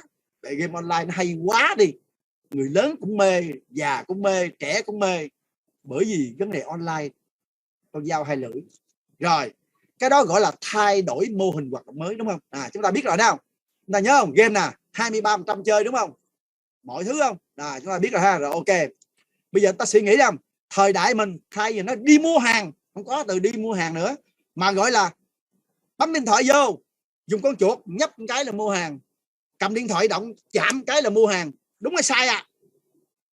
Anh chị thấy đồng ý không? Nếu đồng ý gọi ok đi ạ. Nếu đồng ý ok ạ, có phải gì không? Các anh chị mua hàng là anh chị chạm vô điện thoại, hoặc anh chị dùng chuột chạm trên laptop, đúng hay sai? Người ta thống kê hết rồi. Ôi rất cảm ơn quý anh chị. Ok, chắc chắn 10 người hết 10 người luôn. Bây giờ mua hàng mà nó đi ra cửa hàng mua là có vẻ hơi căng á. Một cái chỗ cửa hàng mình cách mình khoảng 5 cây số, chắc mình xách xe cái máy chạy đó mình mua. Không, khỏi cần. Muốn ăn cái gì, muốn mua cái gì, việc đầu tiên là chạm lên thương mại điện tử, vô Tiki gì đó, đúng không? Rồi ta coi nữa, đúng không? Sàn thương mại điện tử sẽ lấy hết khách hàng các cửa hàng truyền thống, đúng hay sai? Chắc luôn. Bây giờ Tiki hiện nay phát triển khủng khiếp luôn. Bữa nay người ta đầu tư lên cả mấy trăm tỷ đó. Còn Lazada cũng vậy. Rồi Shopee cũng vậy. Shopee mấy của Việt Nam đó nha, Indonesia. Lazada cũng vậy, của Trung Quốc luôn, đúng không? Mà Tiki bây giờ chuẩn bị nước ngoài nó mua luôn rồi. Bởi vì nước ngoài nó thống soái hết này là nó bán, nó thống soái hết thị trường Việt Nam luôn, nó bán hết là mấy anh khác chết queo chắc luôn. Thái Lan muốn đưa hàng vô Việt Nam khỏi cần cửa hàng cái gì, đưa lên cái mạng thương mại điện tử mà 10 năm tới là số lượng người mua hàng trên thương mại điện tử sẽ tăng gấp đôi. Đó là chắc chắn 100%. Hiện nay là bao nhiêu rồi? Nãy ta nói thương mại điện tử đó mấy mươi trăm, phải không? 10 năm nữa sẽ là 90%. Doanh số lên mấy ngàn tỷ, 50.000 tỷ đó. Rồi bây giờ giao hàng sao? Đi giao hàng chi? Muốn làm gì đó các anh chị đi giao hàng khỏi cần bấm vô app, phải không? Không phải Grab nữa, Grab là của Malaysia. Bây giờ không Grab là mình là gì mà giao hàng tiết kiệm gì đó rồi nhiều là Việt Nam có bắt chước theo rồi. Nhưng mà Trung Quốc đi nhanh lắm, nó bắt chước từ hồi 5 năm trước rồi. Doanh số nó là vượt Mỹ luôn, đúng không? Đã lên hiện nay là mấy trăm tỷ đô á. Cái người khởi nghiệp nó chỉ có không đồng mà hiện nay nó sở hữu là nó đã 25-30 tỷ đô la đó. Cũng giao hàng nhanh ở tại Trung Quốc đó. Và nó giao hàng qua Mỹ luôn, từ chỗ xách xe ba gác nó giao, rồi đó sau đó nó mua chiếc xe ô tô, rồi mua 100 xe ô tô, 1000 xe ô tô, giờ nó mua cả máy bay, nó giao hàng qua bên Mỹ luôn, các châu Âu luôn, thống soái luôn. Các công ty của Mỹ vô thị trường Trung Quốc chết queo hết, nó không xài công ty Trung Quốc thôi. Giờ Trung Quốc nó giao toàn cầu, mới ghê không? Không bao lâu nữa Trung Quốc thống soái toàn cầu, cái gì cũng Trung Quốc đó, chắc chắn luôn. Cái đó điều đó người ta thấy trước rồi chứ không phải bây giờ đâu. Rồi các anh chị thấy cái này sao ạ? Ai đi khám bệnh ở Việt Nam sẽ hiểu cái nỗi khổ xếp hàng, đúng không? Những người thu nhập cao không có vụ đến bệnh viện đâu, đúng không Bây giờ người ta khám bệnh bác sĩ gia đình rồi nó có nữa, gì đó của Hàn Quốc tại Việt Nam á, nó mới chào tôi cái đây hồi trước gần đây năm á, cho xe đến tận nhà chỉ với 1,5 triệu thôi nha, chỉ có 1,5 triệu thôi, khám sức khỏe của mình á, toàn bộ từ quay phim chụp hình x quang gì đó làm hết, có 1,5 triệu à, không cần xếp hàng bệnh viện, mình tiết kiệm thời gian, không cần xách xe di chuyển đi tốn xăng nữa, ô nhiễm môi trường, mà chất lượng khám còn hơn ở bệnh viện luôn, bởi máy rất hiện đại, đúng không? Thậm chí có cái nó không mang đến, nó dùng thiết bị nó đo máu mình, thì ở bệnh viện á, là cái máy ở bệnh viện nó nhận rồi đó, nó có thể khám bệnh từ xa bên Mỹ Việt Nam, khám tại Việt Nam nhưng mà chữa trị từ bên Mỹ. Bên Mỹ ra quyết định robot đó, chứ không phải bác sĩ luôn nha. Thấy ghê không? Thế giới làm rồi, mà ở Việt Nam có chưa? Có rồi luôn. Việt Nam có rồi luôn, chứ không phải 10 năm nữa. Bây giờ đang bùng nổ rồi, đúng không? Bây giờ thấy chưa? Thế giới thay đổi mà thế giới ở Việt Nam cũng thay đổi nữa. Thay đổi rồi. Cái này gọi là gì?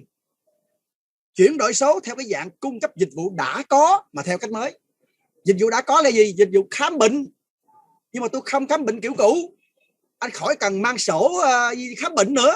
Bởi vì thông tin của anh á, lý lịch của anh á, nó nằm trên máy vi tính á, nằm trên kho đó. Chỉ cần anh vô thôi, anh chạm cái vân tay thôi là nó hiện trên màn hình là anh này rồi tháng trước, năm trước uống thuốc gì, bệnh gì, biết hết. Bác sĩ biết định bệnh mà theo thời gian luôn. Ta thấy kinh khủng không? Lâu rồi, đã 3 năm trước rồi, Việt Nam đã có cái này rồi. Chạm một cái, ở Vingroup nó cũng có một tổ chức nó làm vậy đó, bệnh viện của nó đó, rất hiện đại, đúng không? Rồi, anh chị thấy chưa? Rồi bây giờ nhà thông minh, anh chị có biết smart home không ta? Ủa, nhà thông minh là sao ạ? Nhà thông minh á, bây giờ gì đi ha, mình muốn mở công tắc mình bấm công tắc, đúng không? Mình nằm trên bàn ngủ rồi, giường ngủ, bây giờ phải ngồi dậy tắt công tắc và leo lên giường, đúng không? Mình đi đâu đó mình quên tắt ga, chết mồ, cháy nhà sao ta? Mình đi đâu đó mình quên tắt đèn, ôi chuyện này xưa rồi. Ở đây đã có 5 năm ở Việt Nam đó, chỉ dần với điện thoại thông minh thôi, chúng ta khỏi cần gì hết. Chúng ta như cỡ Microsoft á, Bill Gates á, nó đi ra khỏi nhà, đưa tay vào nước chảy, rút tay ra nước tắt, bước vô máy lạnh chạy, bước ra máy lạnh tắt, không có làm gì hết á. Không có làm gì cả, đưa con mắt vô, chứ con mắt không, cửa mở, khỏi chìa khóa. Nhà thông minh mà. Chưa nữa, vậy mới ghê nè, người già mình á, giả sợ bị đột quỵ tại sao, rồi đeo thiết bị, đúng không? Đeo thiết bị, người già mình cảm thấy bất an, lấy tay bấm cái liền, tất cả con cái trên điện thoại nhá lên cái liền, báo động liền là đến liền. Thấy chưa? Mà tốn nhiêu? Tốn mấy trăm ngàn lắp thiết bị đó, lắp thiết bị mà trong người đó, đúng không? Cho người lớn tuổi đó, tại người lớn tuổi đi trong nhà rủi té sao? Có nhiều người té đột quỵ mà không ai biết hết trơn á, vừa có thiết bị nó vô tốn 1 triệu, đúng không? Lắp con 1 triệu rồi, nhưng mà có chuyện gì thò tay bấm cái là con cái đều biết hết. Quý anh chị thấy không? Thấy nhà thông minh chưa? Ở Việt Nam có chưa? Có nhiều rồi. Mấy nhà giàu là ta trang bị nhà thông minh hết rồi, không sợ trộm, bởi vì nó lắp chừng 10 camera từ ngoài vào trong nó hết. Giả sử có người vô liền, nó báo động đến công an luôn, là mình ký hợp đồng với công an, bây giờ tôi trả bao nhiêu đó, hãy có chuyện là công an rồi, công an hiện lên liền, rồi có trộm vô rồi khỏi lo. Tất cả mọi thứ nó làm hết, không phải lo gì hết. Không có vụ cháy nhà, không có vụ chập điện, chúng ta khỏi phải nhớ gì cả. Chúng ta quên tắt nước, tắt ga, tắt gì khỏi lo, nó làm hết trơn rồi. Đó là nhà thông minh. Chúng ta thấy chưa? Mô hình nhà thông minh là cũng chuyển đổi số, đúng không? Dịch vụ đó. Còn bây giờ ta nói về học tại trường này họ hiểu à. Bây giờ vừa rồi học online quá trời, đúng không? Nhưng mà nó có pha trộn, có nhiều môn không thể học online được. Thí dụ thực hành mổ cái này, mổ cái nọ, mổ online, mổ cái gì, mặc dù cũng có mổ nhưng mà bác sĩ phải mổ, hoặc là lắp ráp cái máy thì phải offline. Cho nên gọi là cái anh gọi là blend, là pha trộn, bao nhiêu phần trăm là offline, bao nhiêu phần trăm là online. Chúng ta thấy không? Rồi còn này gì? Cái này biết rồi, chúng ta đang họp Zoom nè, đúng không? Chúng ta áp dụng cái này, chúng ta đào tạo đội nhóm được không ta? Khỏi cần tổ chức phải không? Đào tạo đội nhóm được đó, đúng không? Rồi họp bộ trưởng vừa rồi nhà nước mình nó họp, mỗi năm mình tốn khoảng 1.000 tỷ để các chủ tịch nước đi về Hà Nội họp, bây giờ hết rồi. Ở đâu ở đó, rồi chưa? Rồi ở đâu ở đó. Rồi cái này cũng hay nè, quý anh chị nào làm nông nghiệp phải không? Cái kiểu cũ phải có người tưới cây phải không? Bây giờ khỏi, mình đi đâu mình khỏi tưới cây, bởi vì nó gọi là IoT á, Internet of Things á, nó đặt cái cảm biến, rồi cứ đúng giờ là máy bơm chạy đi tưới nước. Mà Israel còn hay nữa, đang giúp mình á, ai có tiền là trang bị luôn, cái cây nào thiếu nước mới tưới, còn cây nào dư nước không tưới, nó mới chơi ghê chứ, tiết kiệm nước. Và mình đi mình khỏi cần nước tự động tưới. Mình đi du lịch một tuần, ở nhà cây cối gì tưới tự động hết đó, tưới tự động từ xa nha. Chúng ta thấy ghê không? Kinh khủng rồi. Rồi chấm công hả? Sư chấm công sao? Quý anh chị biết rồi, chấm công chấm. Giờ khỏi cần bố trí người chấm công. Các doanh nghiệp bây giờ khỏi cần có cái app. Bây giờ anh cầm app vô công ty thôi, anh vô đàng hoàng, thấy không? Nó báo vị trí Google, nó báo vị trí anh đang có mặt tại đó, bấm cái rồi chấm đây. Mấy giờ mấy phút cuối tháng tôi trả lương anh đi về sớm tôi cũng biết luôn, anh đến trễ tôi trừ hết. Các doanh nghiệp khỏi cần bố trí người, cái app nó tự động nó trừ lương bao nhiêu, đi trễ bao nhiêu phút biết hết. Như vậy thấy hay không? Nó quản trị nhân sự cực kỳ dữ, đúng không? Chỉ với smartphone thôi, thế giới thay đổi vậy đâu quý anh chị. Còn nữa, thanh toán giờ đâu trả tiền mặt ta, đúng không? Bây giờ công nhận tôi không? Đâu có trả tiền mặt đâu, bây giờ ví hết internet banking hoặc là các ví nhiều ví lắm. Cho nên ngân hàng số đẩy các ngân hàng đua nhau. Ngân hàng năm nay ngân hàng nào cũng lời 10.000 tỷ trở lên hết á, là nhờ làm cái dịch vụ này nè. Đó, thanh toán online đó. Thanh toán online nó mất phí chứ. Đó, cuộc chiến giao dịch không tiền mặt, dùng QR code là thanh toán tiền cũng được. Rồi vân vân và vân vân. Cái này quý anh chị biết rồi không? Có anh chị nào đi thanh toán tiền điện nước mà đến công ty bưu điện không ta?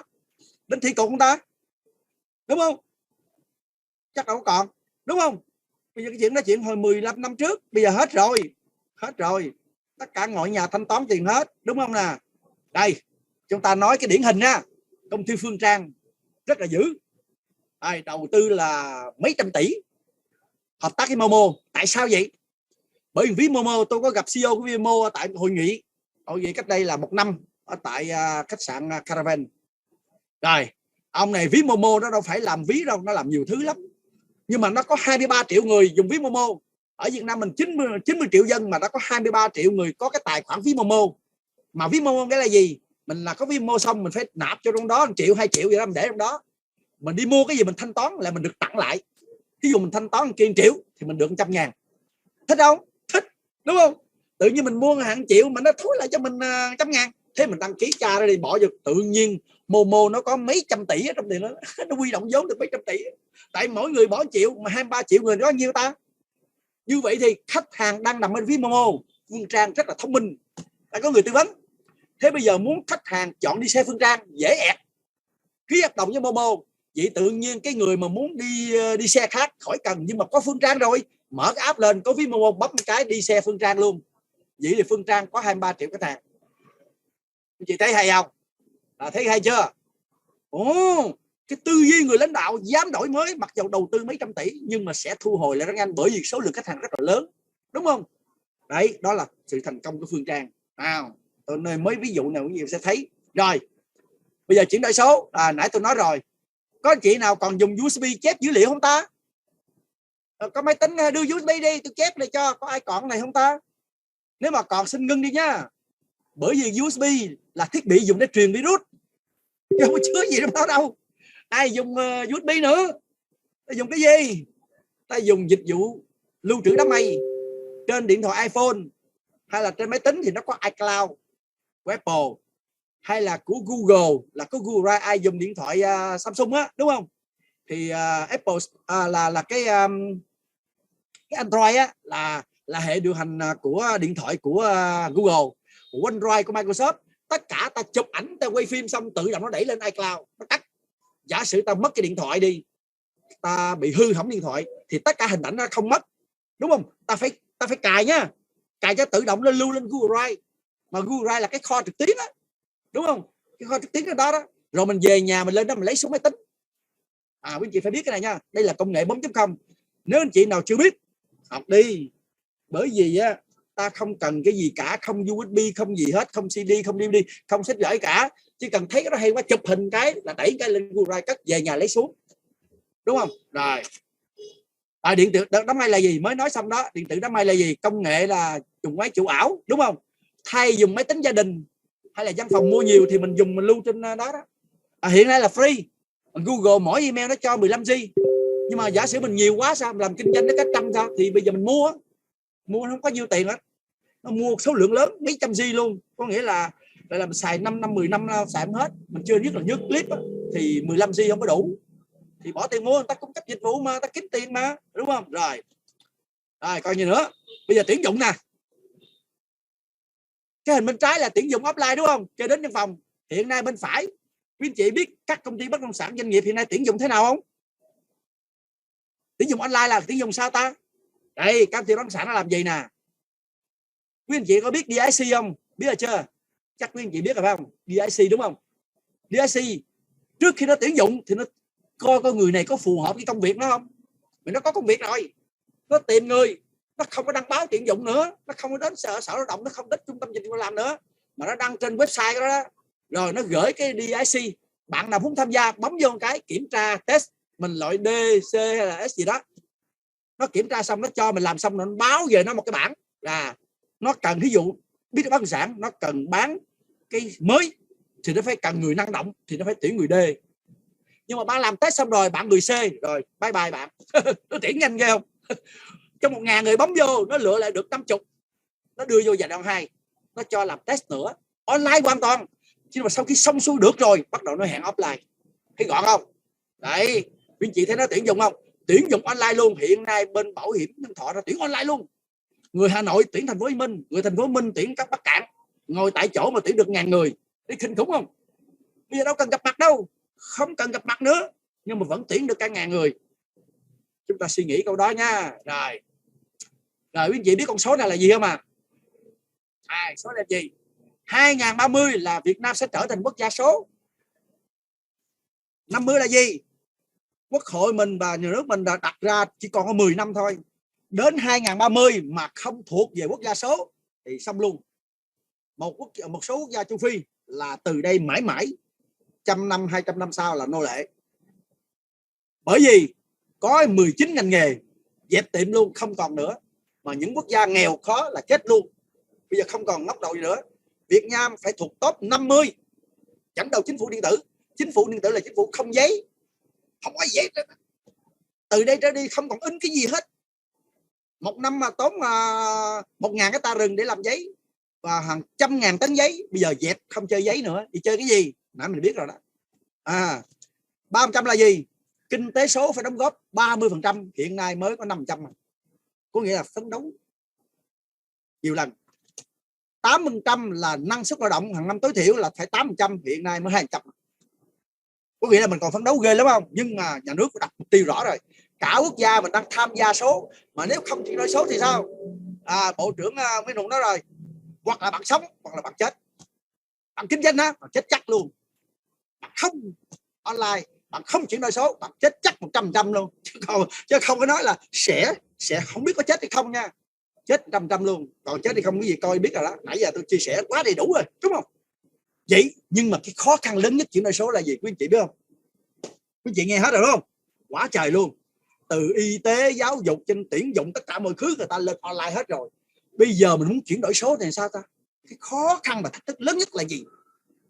Theo quý chị bấm vô chat đi. Cái khó khăn cái lớn nhất mà mình suy nghĩ thử rồi, giả sử mình muốn chuyển đổi số thì cái khó khăn lớn nhất mình là gì? Quý anh chị hãy bấm vô chat đi để mình suy nghĩ thôi. Giả sử mình muốn làm mà mình nghĩ khó hơn nhất là cái gì?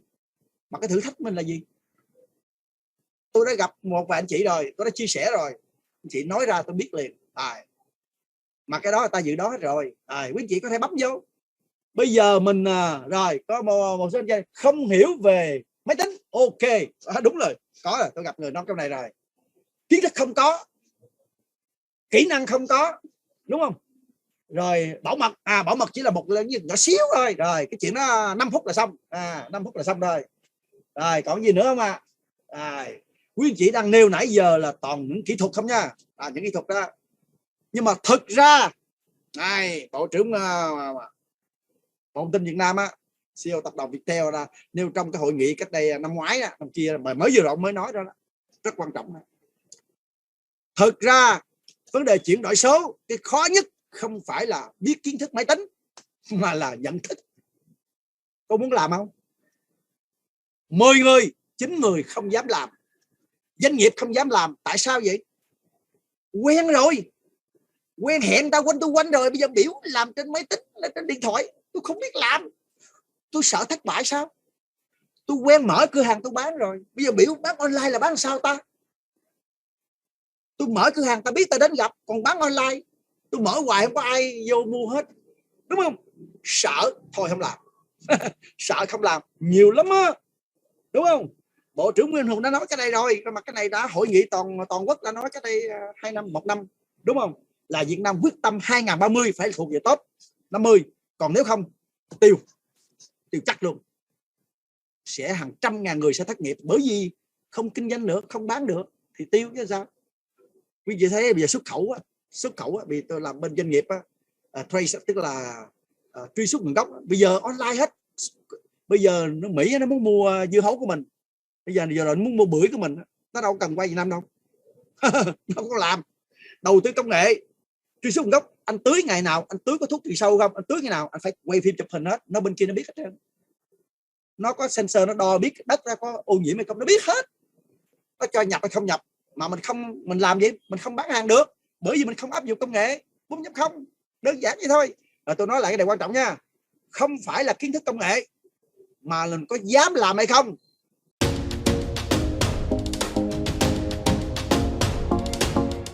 Không dám làm hay dám làm, cái đó mới quyết định. Rồi, cái khó khăn lớn nhất và thách thức lớn nhất là cái gì, quý anh chị biết không? Bởi vì thay đổi thói quen, thay đổi nhận thức. Quý anh chị thấy thay đổi thói quen có dễ không ta? Bây giờ mình quen ăn cái món ăn này rồi, bây giờ nói bởi vì sức khỏe của anh, để chống béo phì anh phải thay đổi món ăn, nó không được. Tôi quen rồi, có người nói ha, mỗi ngày tôi phải ăn tô phở, không ăn không được. Có người nói vậy rồi. Bây giờ tôi quen dùng cái kem đánh răng là hiện này bị thay đổi tôi không chịu được. Tôi quen dùng loại đường này rồi, tôi quen rồi, nhiều cái quen lắm. Bây giờ biểu thay đổi khó lắm. Cái nhận thức nữa, hai thằng này nó kềm hãm mình không làm, nhiều không? Quá nhiều luôn, và hậu quả nghiêm trọng. Bây giờ tôi cho quý vị coi cái hậu quả nghiêm trọng nha, hậu quả Việt Nam thế giới là bây giờ tôi nói ví dụ thế giới trước nha. Cái hậu quả mà cái chỗ này không dám làm, hậu quả lớn nhất là quý anh chị biết Kodak không à? Quý anh chị nào biết Kodak thì gọi dùm số 1. Biết Kodak là cái gì á? Bây giờ tôi đang kể câu chuyện Kodak là chuyện thực sự luôn. Ồ hay quá rồi. Biết Kodak là cái gì đúng không? Rồi Kodak rồi, Kodak rồi, Kim Anh rồi, Ghét Ngân rồi không? Rồi ok. Kodak nó là một biểu tượng công nghệ toàn cầu, niềm tự hào của nước Mỹ hồi 20 năm trước. Mất tiêu rồi, giờ mất tiêu rồi, đúng không? Trên lĩnh vực khoa học công nghệ. Kodak là một trong 3 hãng sản xuất phim chụp và giấy ảnh lớn nhất thế giới. Doanh số nó như vậy là khủng, đúng không? Nhưng nó đã phá sản năm 2012 rồi. Các chị biết lý do sao không? Đi trước về sau là gì sao ta? Cái câu đó đó. Đi trước về sau là bởi vì nó là thằng đầu tiên sáng chế máy ảnh kỹ thuật số á. Quý chị biết máy ảnh kỹ thuật số không? Hồi trước mình chụp ảnh á, là nó ra phim rồi đi rửa đúng không? Xưa rồi, 2 năm trước là dẹp tiệm rồi. Thằng Kodak này sản xuất cái máy chụp ở trên cái thẻ nhớ á. Giờ có đó, vẫn còn đó. Như vậy nó dẫn đầu đúng không? Nhưng nó không đi theo hướng đó. Nó không bán cái đó, mà nó vẫn tiếp tục bán cái phim để rửa ảnh. Bởi vì nó đầu tư nó quá nhiều tiền rồi. Nó nghĩ thôi, hiện nay thị trường của nó đã có 100 triệu người dùng in ảnh đó. Thôi, nó không theo kỹ thuật số. Mặc dù nó sáng chế ra nhưng mà nó bán cho người khác. Nó không làm kỹ thuật số. Chết liền là chết nè, con nó chết nè. Nhưng mà xui cho nó, 2007 iPhone ra đời. Mà iPhone ra đời á, iPhone ra đời xong rồi 2010 Instagram ra đời thì người ta máy chụp ảnh kỹ thuật số á, đúng không? Tôi nhớ rất rõ 2001 cái mà điện thoại của tôi là không chụp ảnh được. Mà tôi làm hiệu trưởng á, tôi không chụp được. Của Samsung á, màu rất đẹp nhưng mà chưa chụp được, bởi vì anten nó dài, bỏ túi quần nó lòi lên vậy này, đúng không? Nhưng mà muốn chụp hình thì phải lấy dùng máy ảnh. Nhưng mà sau đó 1 năm 2 năm là Samsung đưa cái ảnh vô, trời ơi hay quá. Như vậy thì thay vì mua 2 thiết bị, giờ mua cái điện thoại mà đã có máy chụp ảnh. Mà sau đó chụp xong ta mới đẩy lên Instagram, trời nó khoe, cuối cùng ảnh không đồng, ai đi rửa ảnh nữa, tiêu luôn. Kodak phá sản 2012 bởi vì không chịu thay đổi, thích ứng cái mới. Instagram, iPhone ra đời, sau đó iPhone 2010 nó lên iPhone mấy rồi, là coi như xong luôn, ảnh khỏi cần đi rửa, bởi ảnh nó nằm trên Instagram rồi. Lúc đó chưa Facebook nhiều đâu nha. Rồi còn bây giờ khủng rồi. Bây giờ ở đâu cũng có ảnh hết trơn á. Rồi thấy chưa đâu? Ở Việt Nam mình Anh chị nào biết Mai Linh không à? Vinasun không? Hai này sắp chết tới nơi rồi, mà thực ra là chết rồi đó, giờ đang cứu thôi, chứ còn bằng 5.000 6.000 xe bây giờ chỉ còn có mấy trăm chiếc rồi. Còn tại sao quý anh chị biết rồi, quý anh chị đi taxi á, quý anh chị hay gọi Vinasun, Mai Linh hay là cái gì bấm Grab ta? Hỏi thiệt luôn á, hỏi thiệt á, ngoài Grab bấm ra cái gì bấm cái đó. Nhưng mà hiện mặc dù Mai Linh, Vinasun bây giờ khắc phục, nhưng mà khắc phục trễ rồi, làm cái app Vinasun vậy đó nhưng mà không kịp. Hồi lúc đó người ta khuyên, đúng không, người ta khuyên là Mai Linh mà Vinasun chuyển sang chuyển đổi số đi, làm app đi. Nhưng mà hai người này thống soái thị trường xe taxi tại Việt Nam, còn là 99% luôn, nó chưa có Uber mà. Nhưng mà Uber là của Malaysia, nó vô, nó dành 100 triệu đô la nó làm quà tặng, mới ghê không? Ai đăng ký đi Uber được tặng 50.000, giới thiệu một người được 50.000. Trời ơi, chi là trong có 6 tháng nó kiếm mấy triệu người. Cuối cùng ai có chiếc xe đăng ký vô được 100.000, giới thiệu người được 100.000, của người kiếm tiền quá nhiều, giới thiệu, nghĩa là trong vòng có 1 tháng có 10 mấy ngàn người đăng ký, mà có xe chạy rồi. Nếu anh chạy tôi thưởng anh tiếp nữa. Nó chấp nhận, nó hy sinh 100 triệu đô la, hơn 100 triệu không. Cuối cùng nó lấy hết trơn nó lấy hết trơn khách hàng của Vinasun. Vinasun mới vừa rồi nha, quý vị coi kỹ nha, quý 2 2021 lỗ 68 tỷ, trước đó đã lỗ rồi, cộng lại doanh thu ra lỗ coi như đạt 150 tỷ, coi như lỗ. Lên sàn chứng khoán vì thấy cái bảng xuống luôn, là tiêu luôn. Vinasun coi như là bán hết mấy ngàn xe ô tô, bây giờ chỉ còn có mấy trăm chiếc rồi. Bây giờ chuyển đổi rồi nhưng mà trễ rồi, người ta đã quen dùng cái app, người ta bấm rồi, cũng không còn bao nhiêu. Cũng còn đó nhưng mà nó không còn bao nhiêu. Đây là cái lỗi gì đây? Đây là báo Vietnamnet, sai lầm của Vinasun Mai Linh là không chịu chuyển đổi số và hôm nay phải trả giá. Thấy chưa, đúng không à? Chúng ta thấy chưa, thời kỳ hoàng kim lãi cực kỳ khủng, đúng không? Chủ công ty không chịu chuyển đổi số, mặc dù người ta đã tư vấn rồi, chuyên gia tư vấn rồi, nhưng mà không chịu làm, sợ, nghĩ mình thống soái thị trường rồi. Đâu có nghĩ là app Uber nó làm sao, nó âm thầm nó làm mà, nó có chiến lược nó hết á. Chuyên gia nó giờ lên cả tỷ đô rồi. Đó là những cái thằng mà khởi nghiệp công nghệ đó, startup đó, của nước ngoài, của Malaysia rất dữ. Bây giờ các nước làm kinh lắm rồi. Cho nên ta kết luận này nha, chuyển đổi số phải bắt đầu đột phá bằng công nghệ số, chấp nhận cái mới, cách mạng tư duy và đổi mới nhận thức. Ba này không có là thua trên tất cả mọi lĩnh vực, kể cả cá nhân của mình. Hồi xưa mình quen mình cầm USB ghi, hồi xưa mình quen làm gì in giấy, cứ làm đi không sao hết á, vài năm nữa sẽ biết, đúng không? Tôi đã nói hết rồi, chia sẻ rồi, đúng không? Cái đó là nhận thức. Hầu hết không làm là tại cái này. Quý vị không biết máy tính không? Học có mà, không cái gì không học được cả, không biết cái gì là có hết. Tôi có bộ giáo trình đó hết. Hôm nay tôi cũng sẽ tặng cho một số anh chị đăng ký, tôi tặng luôn bộ giáo trình tin học văn phòng, đúng không? Một vài cái vô. Bây giờ phải biết sử dụng máy tính chứ, phải biết lưu trữ tài liệu. Cái dở nhất chưa biết làm gì nha, chỉ cần phải biết cái điều đó thôi. Nhất có nhiều người chưa biết nữa, nhất là quý anh chị trung niên. Đừng có sợ. Tôi đã từng dạy người 50 tuổi, mấy tuổi rồi, cách đây mấy năm rồi, người ta còn không biết cầm chuột đó, nhưng mà sau 3 tháng học đó, thành thạo luôn. Không gì là không được, trừ khi mình nói không được. Mình nói không được là nó không được. Rồi bây giờ công nghệ không được ứng dụng trong lĩnh vực nào chúng ta biết rồi đó, không có lĩnh vực nào mà không có hết trơn, đúng không? Trao đổi thông tin bây giờ mình dùng điện thoại mà, bán hàng cũng dùng công nghệ không, thuyết phục cũng vậy, truyền thông mà đào tạo mình dùng Zoom chứ nó ai nó gặp mặt đâu, gặp mặt cũng có nữa. Quản lý đó, quản lý bây giờ mới sale. Bây giờ đội nhóm mình đang có 20 người, 50 người, 100 người, mình nhìn cái app kia, tại sao mình không có một cái file sale như mình theo anh này là hôm nay anh đi hẹn là hỗ trợ anh nè, mình nhìn trên điện thoại là mình biết rồi, mình kết nối duy trì mối quan hệ lớn, đúng không nè? Rồi lát nữa tôi nói tại sao nha. Rồi online là xu thế của thời đại, vốn không đồng, đúng không nè?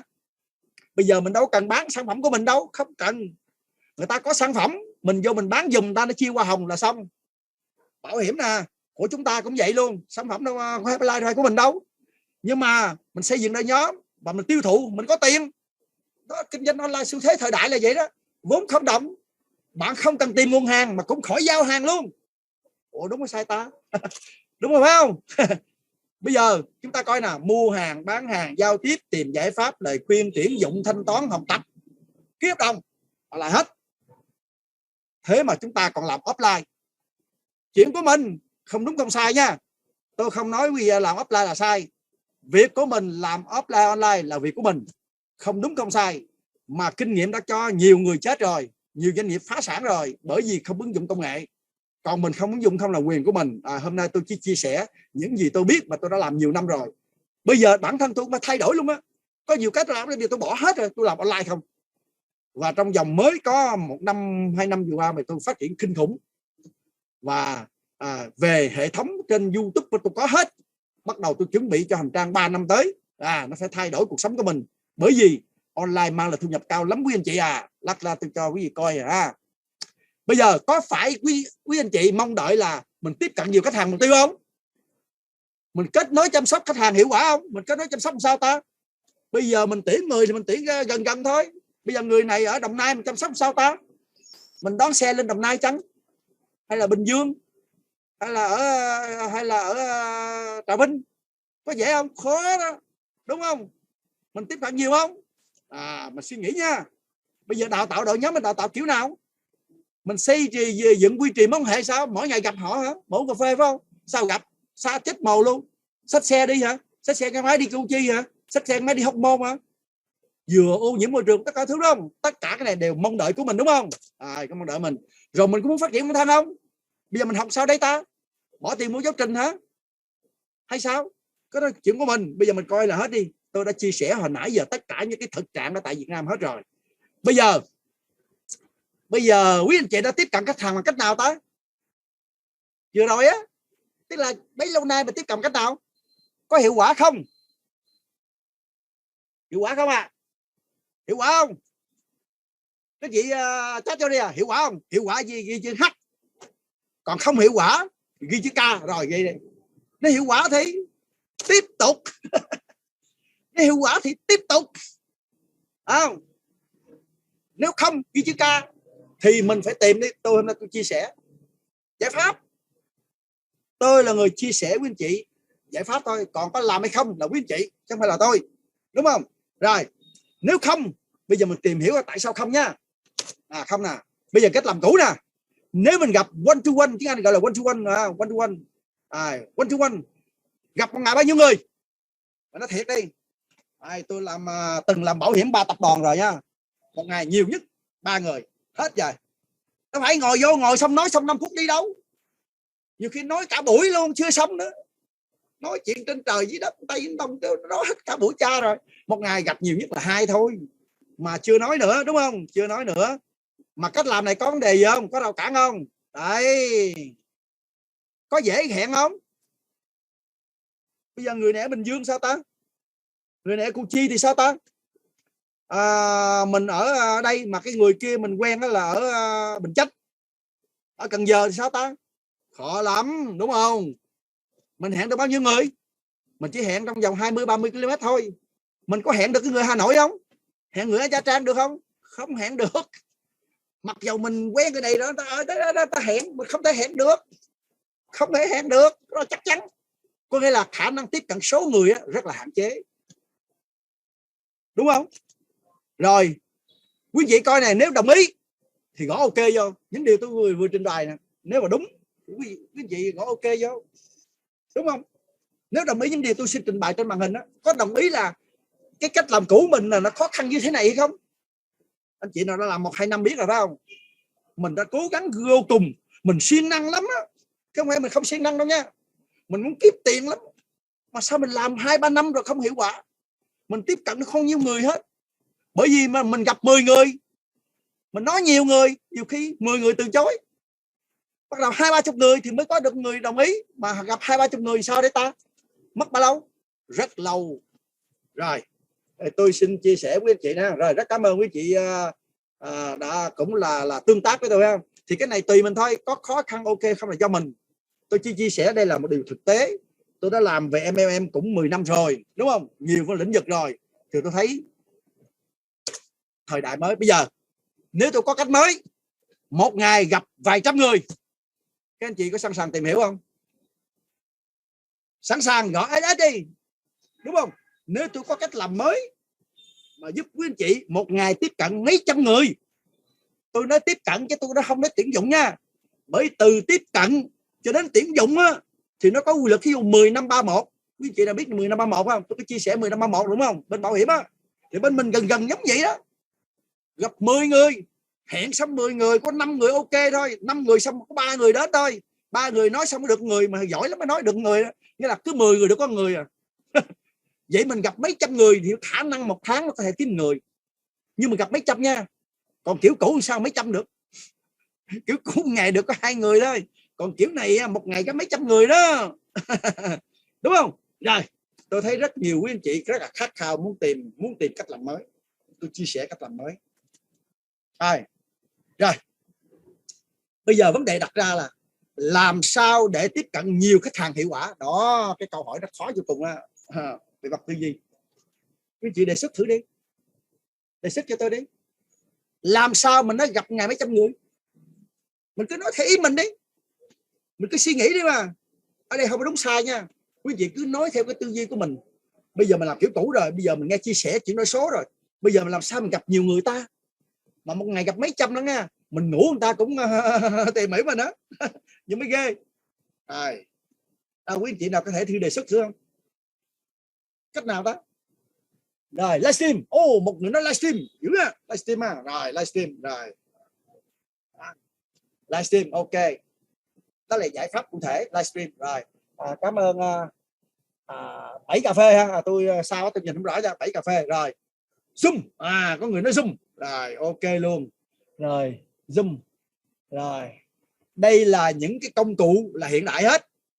Không sai. Quý anh chị rồi Google Meet, ok, Google Meet luôn rồi, Google Meet nằm trong Google email của mình đó, rồi Zoom, rồi như vậy là cảm ơn quý anh chị đã tương tác ra, là mình động não mà, mình suy nghĩ mà, quý anh chị ít ra mình đã nghĩ là Zoom này ha, Google Meet này nha, rồi gì nữa, livestream này ha, đó là công cụ đúng hết trơn, không sai gì hết, ok, nhưng mà muốn làm mấy cái đó đó, bây giờ tôi nói về tư duy cái đó, tôi đã chia sẻ với anh chị rồi. Vấn đề mà thay đổi này nó không phải là công nghệ. Công nghệ dở nhất học năm, bình thường vài tháng là làm được rồi. Nhưng mà cho là mình lớn tuổi quá, đúng không? Tôi đã từng hướng dẫn rồi, tôi hỗ trợ đến cùng luôn, đến khi làm được luôn. Nhưng thực ra trong đầu là chưa dám làm. Vậy tôi nói về tư duy trước. Muốn hiệu quả phải không? Coi theo dõi này nè. Tư duy có phải bấy lâu nay quý anh chị đi tìm kiếm khách hàng hay không? Bây giờ không đi tìm, làm sao cho khách hàng kiếm mình? Đó, tư duy này mới mới đó. Quý chị thấy mới không ta? Thấy mới không? Nếu ok tôi nói lại nha, tôi nói về tư duy nha, được chưa? Bây giờ mình không kiếm khách hàng, thử nghĩ coi, kiếm khách hàng và khách hàng kiếm mình á, nào dễ hơn, cái nào khó hơn? Cách làm cũ là mình đi kiếm mà, đúng mà, quý chị đi kiếm chứ bộ. Kiếm bằng cách nào tôi không biết. Offline là bạn bè giới thiệu gì đó đi kiếm, đúng không? Cái đó là mình đi kiếm. Còn bây giờ cách mới nè, mình không kiếm mà khách hàng kiếm mình mới ghê chứ. Đó tư duy chủ đạo nha. Đó tư duy chỉ đạo đó. Kiếm khách khó lắm rồi, rất cảm ơn rồi 7 cà phê đó, kiếm khách khó lắm, đúng rồi. Tôi từng làm bảo hiểm mà khó lắm. Hẹn không được, 10 người có khi từ chối cha hết. Tại mình đi tiếp. Nhưng mà cái người ta cần là cái mình không có. Ta không chịu hẹn mình, kiếm khó lắm. Nhưng bây giờ thay đổi tư duy nha. Không đi kiếm khách hàng mà khách hàng tự kiếm mình mới ghê. Rõ ràng khách hàng tìm mình nó dễ hơn. Dễ hơn bằng cách nào? Đây nè, coi nè. Bây giờ cách làm truyền thống nè. Tôi hỏi quý vị nha. Có thể làm cho nhiều người tự tìm kiếm mình không? Nếu yes đi dài, nếu no thì gõ N. Rồi, quý anh chị anh chị gõ vô đây. Tôi nói hôm nay là tôi chia sẻ hết là bí quyết, đúng không? Về mặt tư duy, đúng không? Bởi vì cái tư duy nó điều khiển nè.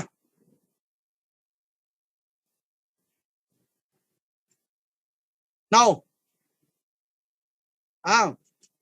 Bây giờ với công nghệ 4.0 có thể làm cho nhiều người tự tìm kiếm mình không?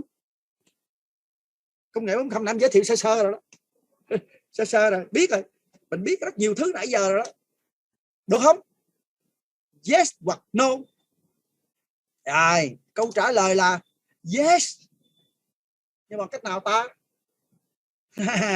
Hồi nãy mình nói rồi phải không? Cái tư duy chủ đạo mình là gì? Đừng đi kiếm khách hàng nữa, để khách hàng kiếm mình. Ok, hay quá. Cái đó hay quá không? Sướng mấy ta. Bây giờ mình không đi kiếm khách hàng mà khách hàng kiếm mình. Hay thiệt á, đúng không? Nhưng mà cách nào? Bằng cách nào đây? Bằng cách nào? Có một anh chị nói là làm video. Ok rồi. Xây dựng thương hiệu cá nhân. Ok rồi. Vâng rồi, cảm ơn quý anh chị đã tương tác, đúng không? Mình tương tác đi để chi? Mình giải phóng cái đầu mình ra. Bởi vì những gì mình biết á, quên hết đi, xóa đi, hết xài rồi. Nhất là người trung niên rất là bảo thủ, tôi gặp nhiều rồi. Nhất là giáo viên, xin lỗi nha, ai làm giáo viên nha, tôi không có chê ra, tôi là giáo viên nha. 10 người giáo viên tôi không muốn gặp lại bạn bè giáo viên nữa. Bởi vì những người rất tiêu cực, rất là an phận. Họ nói nè, kiếm đủ xài thôi, kiếm chi cho nhiều. Tôi hỏi đủ xài làm nhiêu, đủ chưa? Họ không nói. Nếu trong gia đình anh gặp một tai nạn, anh cần ngay 50 triệu, anh có không? Không có, chắc chắn không có luôn. Trừ khi mà gia đình khá giả rồi, không có. 50 triệu, 100 triệu có không? Không có. Cho nên đủ xài là sao? Câu nói chơi thôi. Bởi vì cái tư duy an phận của họ đó, tư duy chủ bại của họ đó, kềm hãm họ không dám làm gì hết. Mỗi tháng dân lãnh lương nhà nước đủ rồi, cho nên họ nghèo, ổn định nghèo đó. Được chưa? Bây giờ ta nói bằng cách nào nha? Tôi xin chia sẻ với anh chị nè. Rất là cảm ơn ạ.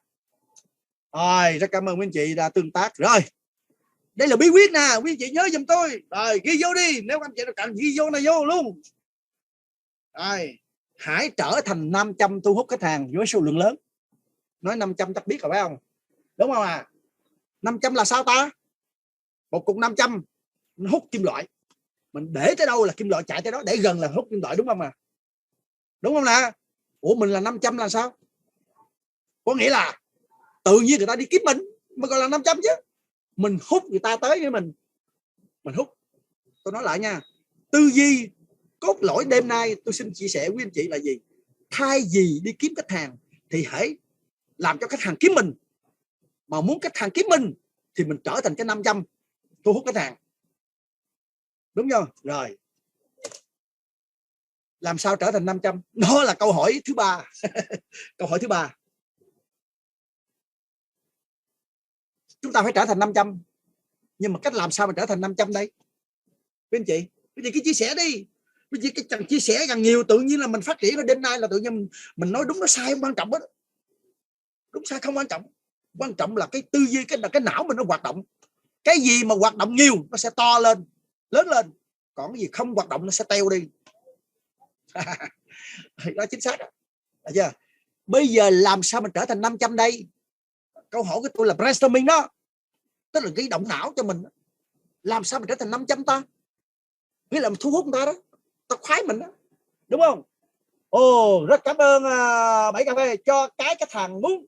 Rồi, thái độ tích cực của Nhung làm mình giỏi lên. Rồi, ok, rèn luyện bản thân khác biệt, phát triển thay đổi bản thân, cho đi trước, tuyệt vời. Rồi, quý anh chị là tương tác là tuyệt vời, bởi vì cái não mình đã hoạt động rồi, đúng không? Rồi, tôi xin chia sẻ, quý anh chị sẽ thấy ngày càng điều mới, nhiều điều mới, làm cái đầu mình nổ tung luôn, để mình bật cái đầu mình ra. Bởi cái đầu mình đang chứa những cái điều cũ kỹ, mà mình muốn có những gì chưa có, mình phải làm điều chưa từng làm, mình phải học cái gì chưa từng học, làm cái gì mình chưa từng làm nha, đi những nơi chưa từng đi, ăn cái chưa từng ăn, đọc cuốn sách chưa từng đọc mới được. Mình mới có cái mình chưa từng có, đúng không? Vậy nên gì? Cách làm này đó, gia tăng nhiều điểm chạm để khách hàng biết đến mình. Đấy, gia tăng nhiều điểm chạm. Gia tăng nhiều điểm chạm là gì ta? Điểm chạm nè. Tôi ví dụ nha. Rồi, bây giờ quý vị có một cửa hàng, đúng không? Có một hàng nha, có người mở cửa hàng, thí dụ mở cái gì nhóm dinh dưỡng vậy đó, đúng không? Một cái nhóm dinh dưỡng thì mình nghĩ có bao nhiêu người đến? Có nhiều người biết cái đó. Bây giờ tôi có một người hồi đó đại lý tôi bảo hiểm tôi, rồi anh nghĩa làm bảo hiểm, cô này cô làm mở ba cái nhóm dinh dưỡng, một cái Thành phố Hồ Chí Minh, 2 cái tỉnh, mà cái này sao cô bỏ trơn rồi. 3 năm làm cũng tốt lắm á. Thì có bao nhiêu người biết cái cửa hàng mình? Điểm chạm á, touch. Mình có một cái mình có mặt ở đâu? Bao nhiêu người biết mình, đúng không? Bây giờ mình gia tăng nhiều điểm chạm, đúng không? Bây giờ người ta biết mình có trên Facebook à, hết. Mình trên Facebook biết không? Hết rồi, điểm chạm hết rồi. Mình có cái cửa hàng, ta biết có cửa hàng thôi, ta không biết anh nữa. Nhưng anh có thêm website, đúng không? Anh có thêm Facebook, anh có trên YouTube, anh có trên Zalo, nói chung trên mạng xã hội nào mình có mặt ở trên đó. Gọi là gia tăng nhiều điểm chạm. Quý anh chị không biết có hiểu không ta? Hiểu điều tôi nói không à? Làm sao nhiều người biết đến mình? Hồi nãy mình nói rồi mà. Làm sao người ta tìm đến mình?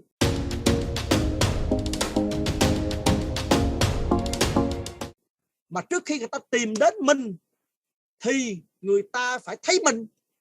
Có nghĩa là sử dụng omnichannel, tiếng Anh gọi là omnichannel. Quý vị thấy không? Bên tay trái cái hình đó vẽ đó là gì? Trên mạng nào cũng có, YouTube cũng có, Facebook cũng có, Zalo cũng có, Instagram cũng có, cái nào cũng có. Bây giờ TikTok có người trẻ chơi luôn. Nói chung là gì? Gia tăng nhiều điểm chạm, đa kênh tổng hợp để khách hàng biết đến mình. Mà mới biết thôi nha. Có nghĩa là mình sẽ, tiếng Anh gọi là visibility, hiện diện khắp nơi ở trên mạng xã hội. Tại sao vậy? Khách hàng mình ở trên mạng xã hội á, cái người mấy cô bỉm sữa đó, đúng không? Có mặt ở đâu? Có mặt những group nào mà bỉm sữa, bà mẹ bỉm sữa, có con nhỏ mình muốn chia sẻ về cái giải pháp sức khỏe cho các bà mẹ bỉm sữa thì mình vô group đó, mình gặp liền gì. Mình đi câu cá thì phải biết cá nào, mà cá đó ở đâu.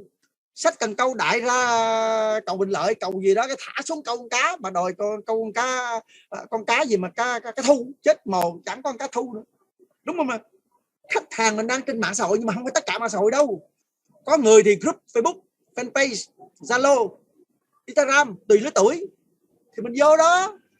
Bây giờ mình vô nhiều đi, nhưng mà cái đi không một ngày không làm được đâu, cả tháng xây dựng nè, mình phải xây dựng cộng đồng, đúng không? Mình vô hiện diện khắp nơi nha. Hồi đó tôi nói rồi, làm sao khách hàng đuổi theo mình. Tôi nói lại nha, thay mình đuổi theo khách hàng đi tìm kiếm thì khách hàng đuổi theo mình, thì bây giờ mình phải hiện diện cho ta biết cái đã, tôi là ai. Rồi ví dụ cô Kim Anh, cô nói Kim Anh tôi làm gì đó, bây giờ cô mới có trên Facebook rồi, bây giờ cô phải có hiện đâu nữa không? Cô muốn nhiều người biết cô không? Rồi Kim Anh là một nhà đào tạo rất là chuyên nghiệp, đúng không? Mọi người rất là có nhiều kinh nghiệm. Bây giờ cô có thể mở rộng thêm, đúng không? Rất nhiều anh chị đây rất là giỏi, rất nhiều kiến thức lắm, nhưng mà quý vị tự đánh giá mình lại đi, có bao nhiêu người biết mình rồi này? Có bao nhiêu người biết mình? Vậy làm sao cho nhiều người biết mình? Rồi bây giờ các anh chị suy nghĩ thử coi, mình đã biết kênh nào à? Internet biết kênh nào? Tự suy nghĩ đi nha. Ở trên internet nó rất nhiều, đúng không? Bây giờ mình phải làm sao cho nhiều người biết. Mà mình đã biết cách làm chưa? Ví dụ mình có biết làm cái Facebook mình nó phong phú, người ta biết mình làm gì không? Là muốn như sức khỏe chưa? Ví dụ mình có fanpage chưa? Mà tại sao fanpage với lại Facebook nó khác nhau cái gì? Đa số chúng ta mới làm Facebook social, tức là một cái kênh Facebook chơi thôi. Ê, bữa nay đi du lịch đây vui quá, bữa nay ăn món này ngon quá, bữa nay sinh nhật quá, rồi hết rồi. Tối ngày chỉ biết khoe bao nhiêu thôi. Cái Facebook đó là Facebook social, Facebook xã hội thôi, kết bạn chơi vui thôi. Nhưng cái Facebook mà kinh doanh đó không phải vậy đâu. Facebook kinh doanh nó làm gì cũng phải học thôi, rất là dễ, không khó đâu, đúng không? Rồi fanpage, fanpage làm gì đó, nó có những cái tài liệu riêng đó. Hôm nay tôi chia sẻ với chị thôi, còn cái chuyện đoạn sau là không thể nói hôm nay được. Thứ nhất tôi giải quyết về mặt mindset, phải hiểu tại sao ta làm cái điều ta làm, tại sao ta phải từ bỏ cái việc mà cũ kỹ ta từ bỏ, tại sao ta phải làm cái điều mới, ta là phải trả lời câu hỏi why. Hôm nay tôi giải quyết câu hỏi why thôi, được chưa?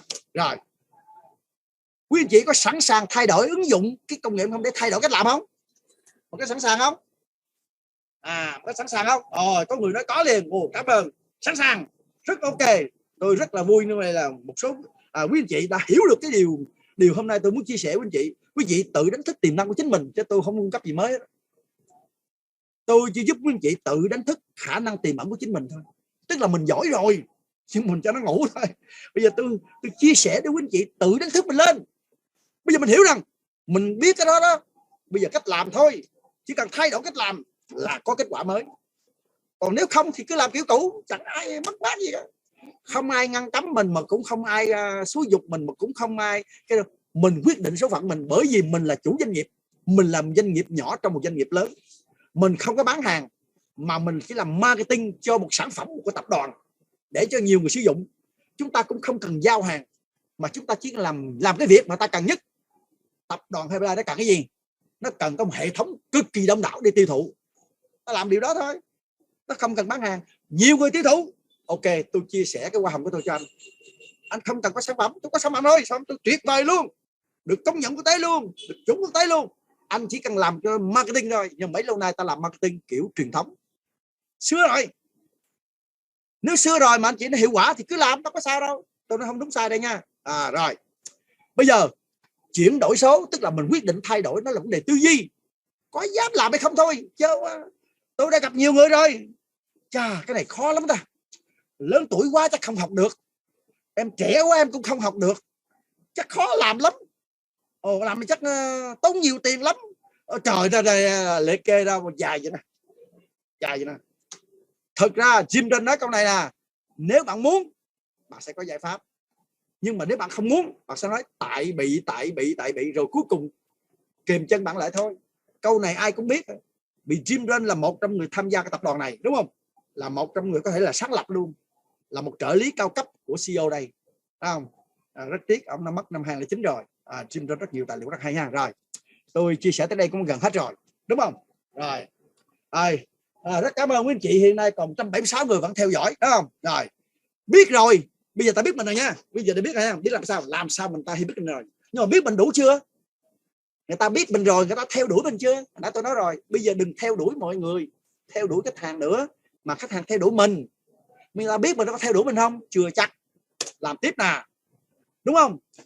Anh chị phải làm sao họ trở thành raw fan.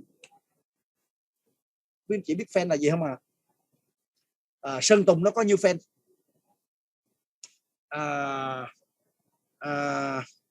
Ông hoàng nhạc pop của Việt Nam là gì? Đàm Vĩnh Hưng có bao nhiêu fan?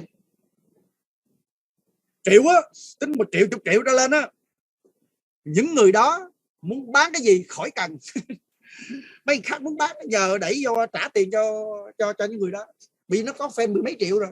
Mình chỉ cần đưa nhá cái điện thoại lên cái 10 mấy triệu người nó biết mua, thấy chưa? Quý anh chị phải làm cho khách hàng mình trở thành fan của mình thì nó đuổi theo mình được. Đối tác mình mà nó mê mình, nó thích mình đó, thì nó mới đuổi theo mình được. Mình ngủ nó cũng vô coi bài của mình nữa. Ủa tôi nói gì có đúng không quý anh chị? Nếu người ta hâm mộ mình, đúng không? Hồi nãy quý anh chị nó nói rồi, cái công cụ đó nói hết trơn rồi. Nhưng mà đây tôi nói về tư duy á. Làm sao người ta hâm mộ mình? Bây giờ nó 5 người, 10 người, đến 100 người, đúng không? Lát tôi sẽ chia sẻ cho người kiếm cả tỷ một tháng, đúng không? Ta làm đúng cái này luôn á, ghê lắm. Ta người bình thường thôi, công nhân thôi, họ nắm bí quyết xong rồi kiếm tiền trong vòng có 5 năm thôi kiếm tỷ, đúng không? Ứng dụng công nghệ 4.0. Rồi câu nói của Ziegler đó, tôi đã chia sẻ cái này hồi bài chia sẻ trao quà, tức là cách đây 3 tháng rồi, phải không? Bạn sẽ nhận tất cả những gì bạn muốn trong cuộc sống nếu bạn giúp đỡ những người khác đạt những thứ họ muốn. Hồi nãy mình nói rồi nha, mình không theo đuổi khách hàng, mình làm khách hàng theo đuổi mình bằng cách là mình hiện diện khắp nơi trên mạng xã hội. Ok, hiểu rồi đó. Rồi, còn chưa nói cách làm nha, mình chỉ biết cái chuyện đó rồi. Nhưng người ta biết đến mình rồi mà ta muốn theo đuổi mình, đó là càng khoảng cách. Nhiều khi ta biết mình cái rồi, người ta qua luôn, ta quên mình luôn. Nhưng tại sao ta vô Facebook mình xong mà cái lần sau ta vô nữa? Quý chị biết không? Hồi nãy có người nói rồi đấy. Tôi đã thấy có mấy anh chị nói rất là hay, đúng không? Hồi nãy có mọi tôi không có quay lại được. Các anh chị nói rằng hãy cho đi, đúng luôn. Quý anh chị nào nói câu đó là đúng đó, không có sai đâu. Là quý anh chị đã trưởng thành về tư duy rồi. Mình phải là người give again. Ông nói rồi, bất kỳ người nào gặp đều có cái hay để học, đúng không? Mình phải hiểu rằng cái người này có cái gì á mà mình phải học không. Nhưng mà việc đầu tiên, người thành công là không phải là người khoe hôm nay có chiếc xe, hôm nay có điện thoại mới, xe ô tô mới, có mấy tỷ trong ngân hàng, có mấy miếng đất. Không phải cái đó đâu. Người thành công là người giúp đỡ nhiều người khác thành công.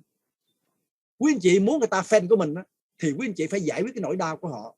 Kinh doanh là cái gì? Kinh doanh là cho người ta giải pháp để giải quyết cái nỗi băn khoăn, cái nhu cầu và cái nỗi đau của họ. Quý anh chị đồng ý không? Quý anh chị đồng ý không Bây giờ người ta muốn gì mình cho người ta cái đó. Người ta muốn đường mình cho ăn nẻo, cái người ta chưa biết người ta muốn gì, vô liền. Sản phẩm này hay lắm, giúp giảm cân. Mà người này không có giảm cân, họ chẳng cần thiết giảm cân, họ không chẳng cần biết, tại họ không có kiến thức, họ đang mong đợi cái điều khác kia, nhưng mà ta lại cho cái này. Ta vô ta nói sản phẩm mình hay, sản phẩm hay, nó không quan tâm. Ta đang cho cái điều mà họ không muốn. Hồi nãy ông Ziegler nói gì? Bạn muốn thành công, bạn hãy cho cái điều mà họ muốn. Giúp đỡ họ cái điều họ muốn. Vậy câu nói rất là quan trọng. Họ muốn gì? Anh chị biết không? Họ muốn gì quý anh chị biết không? Mình quên vụ này. Mình gặp khách hàng là mình chỉ muốn tiền họ thôi. Mình nói mình số 1 rồi, tôi tốt lắm rồi, công ty tôi toàn cầu rồi. Họ không quan tâm. Họ không quan tâm công ty của anh toàn cầu, tôi không biết. Họ cũng quan tâm sao anh tốt, họ không quan tâm. Nhưng họ quan tâm cái gì? Trời sao cơ thể tôi sao đau cái này. Cái đó đó. Giúp người ta cái đó không giúp. Tức là mình đi nói cái điều mình muốn thay vì mình nói cái điều người ta muốn. Cái đó là thói quen. Hồi nãy tôi nói rồi phải không? Chuyển đổi số cái khó nhất là cái thói quen. Thói quen mình đi gặp người ta là mình nói cái điều mình muốn. Mình nói công ty mình hay lắm, làm này nhiều tiền lắm. Không, tao không quan tâm cái điều đó. Vì cái đó không phải là nỗi đau của họ. Vậy cái đầu tiên tới đây rồi nha. Câu hỏi kế tiếp, câu hỏi thứ nhất là phải là mình phải trở thành là cái 500 thu hút. Mà muốn 500 thu hút thì mình phải hiện diện khắp nơi trên mạng xã hội, bởi vì người ta sử dụng điện thoại di động chủ yếu trên mạng xã hội. Xong rồi muốn người ta là raw fan của mình phải làm ta là fan của mình, thì mình phải biết cái thằng muốn gì. Quý vị tự ghi thôi chứ tôi đâu biết đâu. Quý vị có nhiều bạn bè lắm mà người trên mạng nhiều lắm. Nhu cầu của họ là gì? Trước tiên luật hấp dẫn tôi đã chia sẻ với anh chị hồi tháng trước phải không? Đúng không? Tháng trước tôi đã chia sẻ với anh chị hấp dẫn rồi. Trong lòng mình nghĩ gì mình làm cái đó. Trong lòng mình nghĩ lợi ích của mình thì mình nói toàn lợi ích của mình thôi. Nhưng mà trong lòng mình tràn đầy tình yêu thương, đúng không? Mình quan tâm người khác thì mình mở miệng nói câu khác, mình đặt câu hỏi khác. Mình sẽ viết cái bài trên Facebook nó khác. Mình viết cái bài Facebook mình không có khoe mình viết cái bài cái gì đó mà mình thấy nhiều người cần cái đó. Đấy chìa khóa thành công đó quý anh chị, đúng không? Quý anh chị phải nhớ cái chỗ đó. Tôi chia sẻ tới đây là bắt đầu giải pháp rồi đó. Giải pháp cụ thể nha. Muốn người ta trở thành thích mình, biết mình rồi, vô Facebook mình rồi, vô Zalo mình rồi, vô kênh YouTube mình rồi, sao thấy hay quá, thì người ta sẽ quay lại coi lần 2. Vô Facebook ta đọc tiếp. Bài 1 hay rồi, bài 2 hay, bài 3 hay. Vì những bài đó đáp ứng nhu cầu của họ. Chúng ta không cần đáp ứng tất cả mọi người trăm ngàn người, 100.000 người. Ta chỉ cần đáp ứng vài ngàn người thôi mà chắc chắn có đó, đúng không nào? Rồi lòng phải tràn đầy thương không? Anh chị phải là người phụng sự, là người phục vụ. Bởi vì tôi xin chia sẻ với chị luôn, trong Kinh Thánh nói chúng ta được sinh ra đời để phục vụ người khác, đúng không? Nhưng mà thường mình lại không làm chuyện đó, mình lại đi người ta phục vụ cho mình không à. Được chưa? Rồi, how can I help? May I help you? Câu đó ở nước ngoài mở miệng đầu tiên mình gặp liền nó nói câu đó. Nó giáo dục con người ta là phải phục vụ người khác trước. Anh muốn có cái gì khoan đã, phải giúp người ta trước. Bên Mỹ cái văn hóa rất là hay. Muốn có này khó lắm quý anh chị ơi. Bởi cái thói quen mình, cái tiềm thức mình nó kềm hãm mình chỉ nghĩ đến mình thôi, mình không nghĩ đến khác đâu. Mình muốn hôm nay mà tuyển 1 người, 2 người, 3 người, 5 người gì đó, rồi tiêu thụ bao nhiêu đó, nhưng mà tao quên mất cái vấn đề là mình đối tượng mình gặp đó, mình ngủ người ta gần để gặp mình, người ta thích mình rồi thì người ta mới hỏi mình, mà mình quên mất cái vụ đó, đúng không? Hãy là người phụng sự ngay trong tầm tiềm thức của mình. Rồi, yêu thương, cho đi chân thật. Hồi nãy rất nhiều quý vị nó cho đi, đúng luôn á, chị nói đúng rồi đó. Nhưng mà cho gì đây? Mình biết cho rồi đó, đúng không? Mà cho gì đây? Cho này không? Đây cũng Ziegler nữa. Ziegler là một nhà đào tạo về bán hàng thuộc về top thế giới, tôi rất là thích, đúng không? Brian Tracy rồi Ziegler đó, vâng, đó những người. Jim Rohn là những người rất hay. Ông coi này, nếu mọi người thích bạn, họ sẽ lắng nghe bạn, mới lắng nghe thôi nha. Nhưng nếu bạn làm cho họ tin tưởng thì họ sẽ kinh doanh với bạn. Câu này hay lắm không? Quý anh chị nhớ câu này đi. Bây giờ việc đầu tiên làm cho thích cái đó, còn làm sao thích thì đoạn sau nữa. Đoạn sau đi vào cụ thể viết bài sau thì có đó bài khác, trong cái bài này hôm nay không có nói được, đúng không?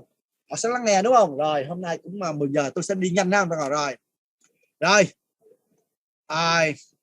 Trở thành người đáng tin và thân thiện thì mới trở thành fan được, đúng không?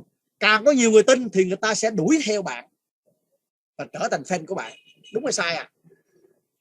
Đấy quý anh chị, bây giờ người ta tin mình thì người ta sẽ đuổi theo mình. Mình ngủ rồi nhưng mà ta vô ta đọc bài mình trên mạng á, ta vô YouTube ta xem á, ta vô Facebook mà ta coi, ta vô Zalo mà ta đọc, đúng không người ta chỉ mở lòng lắng nghe khi họ có cảm tình với mình.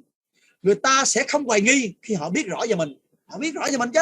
Rồi, cái người lạ đó sẽ trở thành bạn của mình phải tương tác với họ. Mình mở ra mình không có tương tác với họ, đúng không? Mà tương tác sau là chuyện đó, chuyện sau nha. Tôi hôm nay không có nói chuyện đó, nó nhiều lắm, dài lắm. Rồi người ta chỉ cộng tác với người á mà ít thích. Ziegler nói nãy ta chỉ cộng tác kinh doanh với người mà họ ngưỡng mộ, họ trở thành mình rồi, đúng không? Rồi kinh doanh là phải xây dựng mối quan hệ. Nãy giờ tất cả điều đó rồi. Câu này của mẹ Teresa của Ấn Độ, đúng không? Đừng ai đến với bạn mà ra về không cảm thấy hạnh phúc mơn. Đừng để bất kỳ ai đi vào Facebook của bạn, Zalo của bạn không thương mà họ không học được điều gì mới. Họ không cảm thấy vui hơn, đúng không đúng không nào? Họ vô Facebook mình đọc, trời ơi tôi đang thất vọng, tôi đọc cái bài này tôi vui mừng quá, tôi vui. Tôi đã từng làm cái điều đó rồi quý anh chị. Đã có một người cách đây 2 năm, tôi đăng có một câu thôi nha, tôi đăng câu này nè quý vị, tôi đọc lại thôi nha. Nếu mà trong cuộc sống mình chưa tìm được người tốt, mình hãy trở thành người đó. Câu đó đó, có một người đó thất vọng bỏ cuộc vì người ta chửi mắng mình. Cái người này tôi không biết luôn tôi không biết luôn. Người đó nhắn tin cho tôi nè, trời ơi cảm ơn anh, tôi đọc cái này của anh á thì tôi ngủ yên luôn, tôi không lo lắng nữa. Bởi vì tôi tìm hoài nó hại tôi quá, thôi bây giờ mình trở thành người tốt. Mình tìm người tốt chưa có.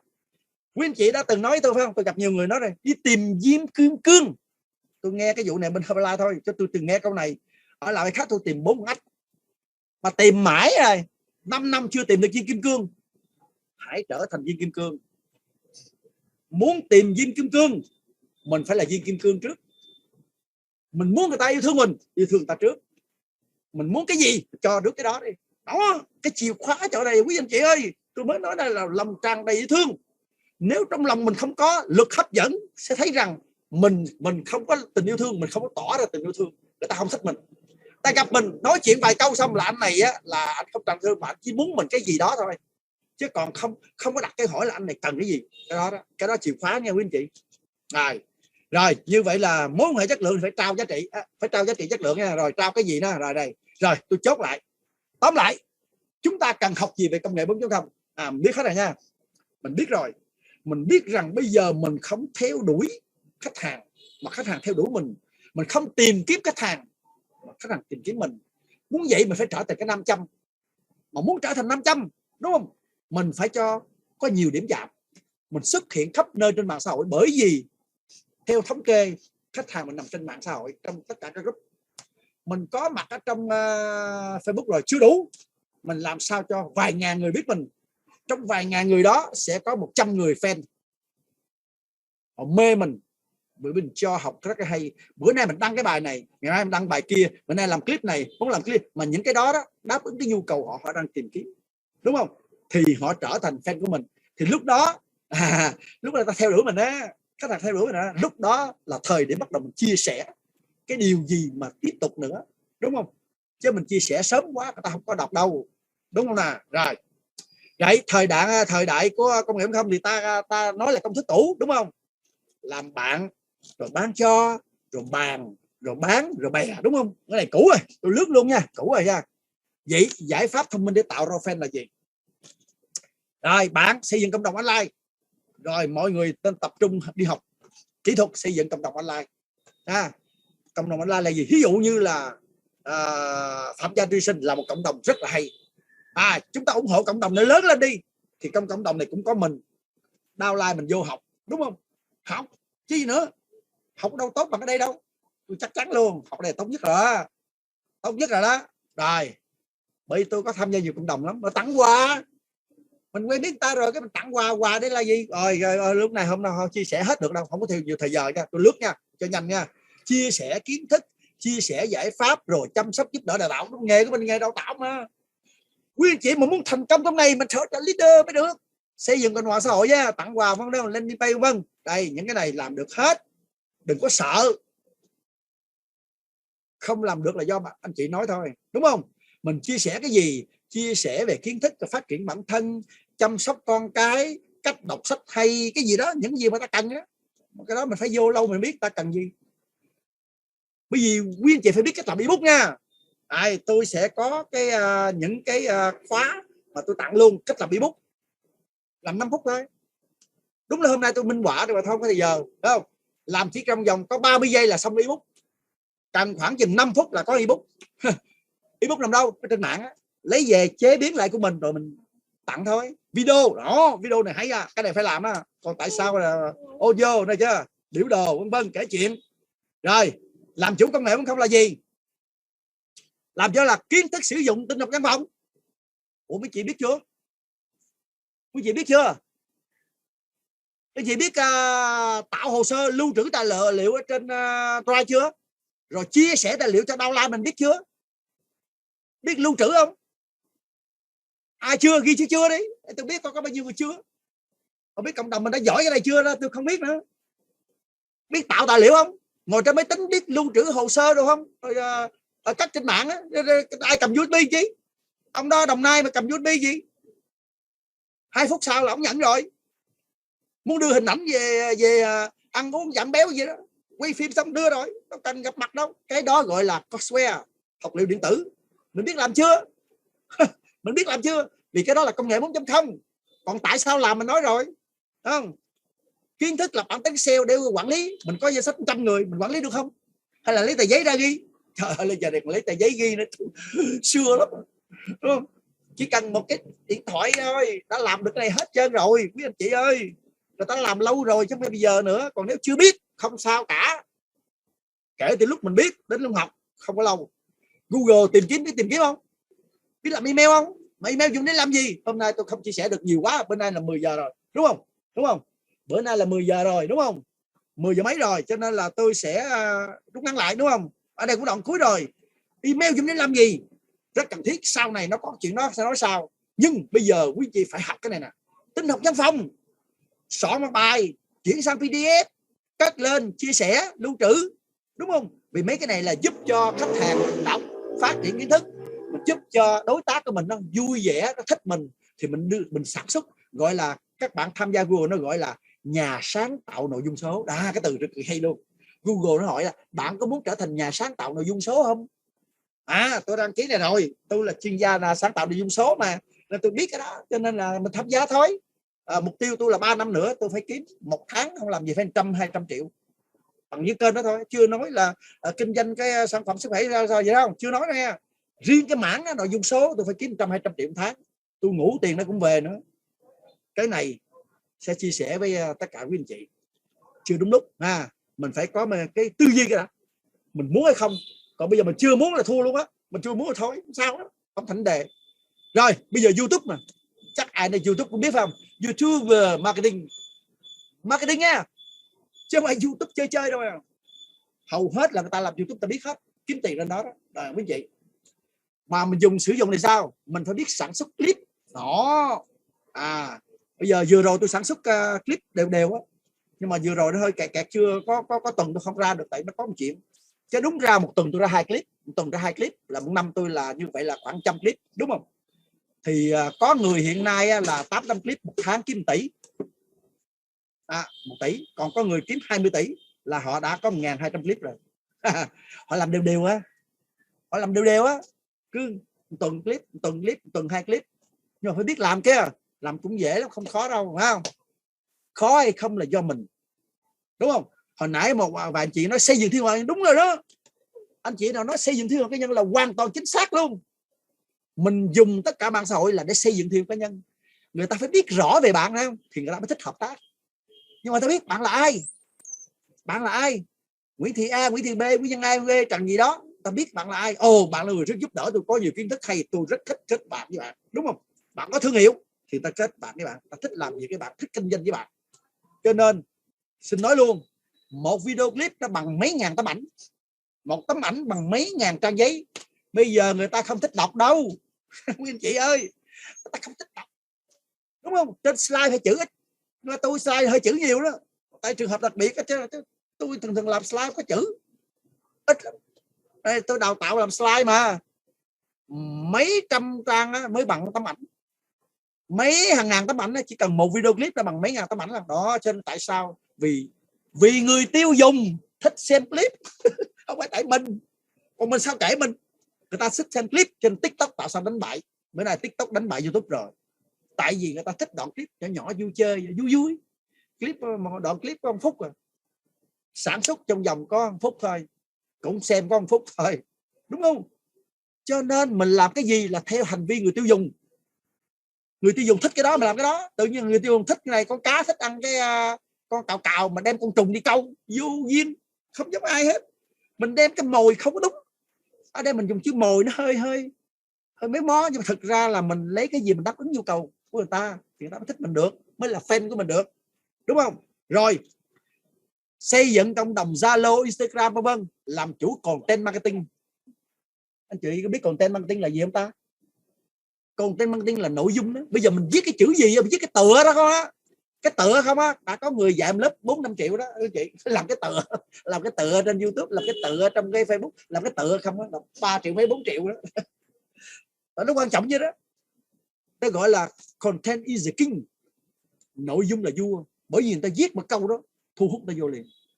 Cái này cũng có tài liệu tặng quý anh chị luôn, đúng không? Các anh chị đăng ký vô nhóm tôi sẽ tặng nhiều tài liệu lắm.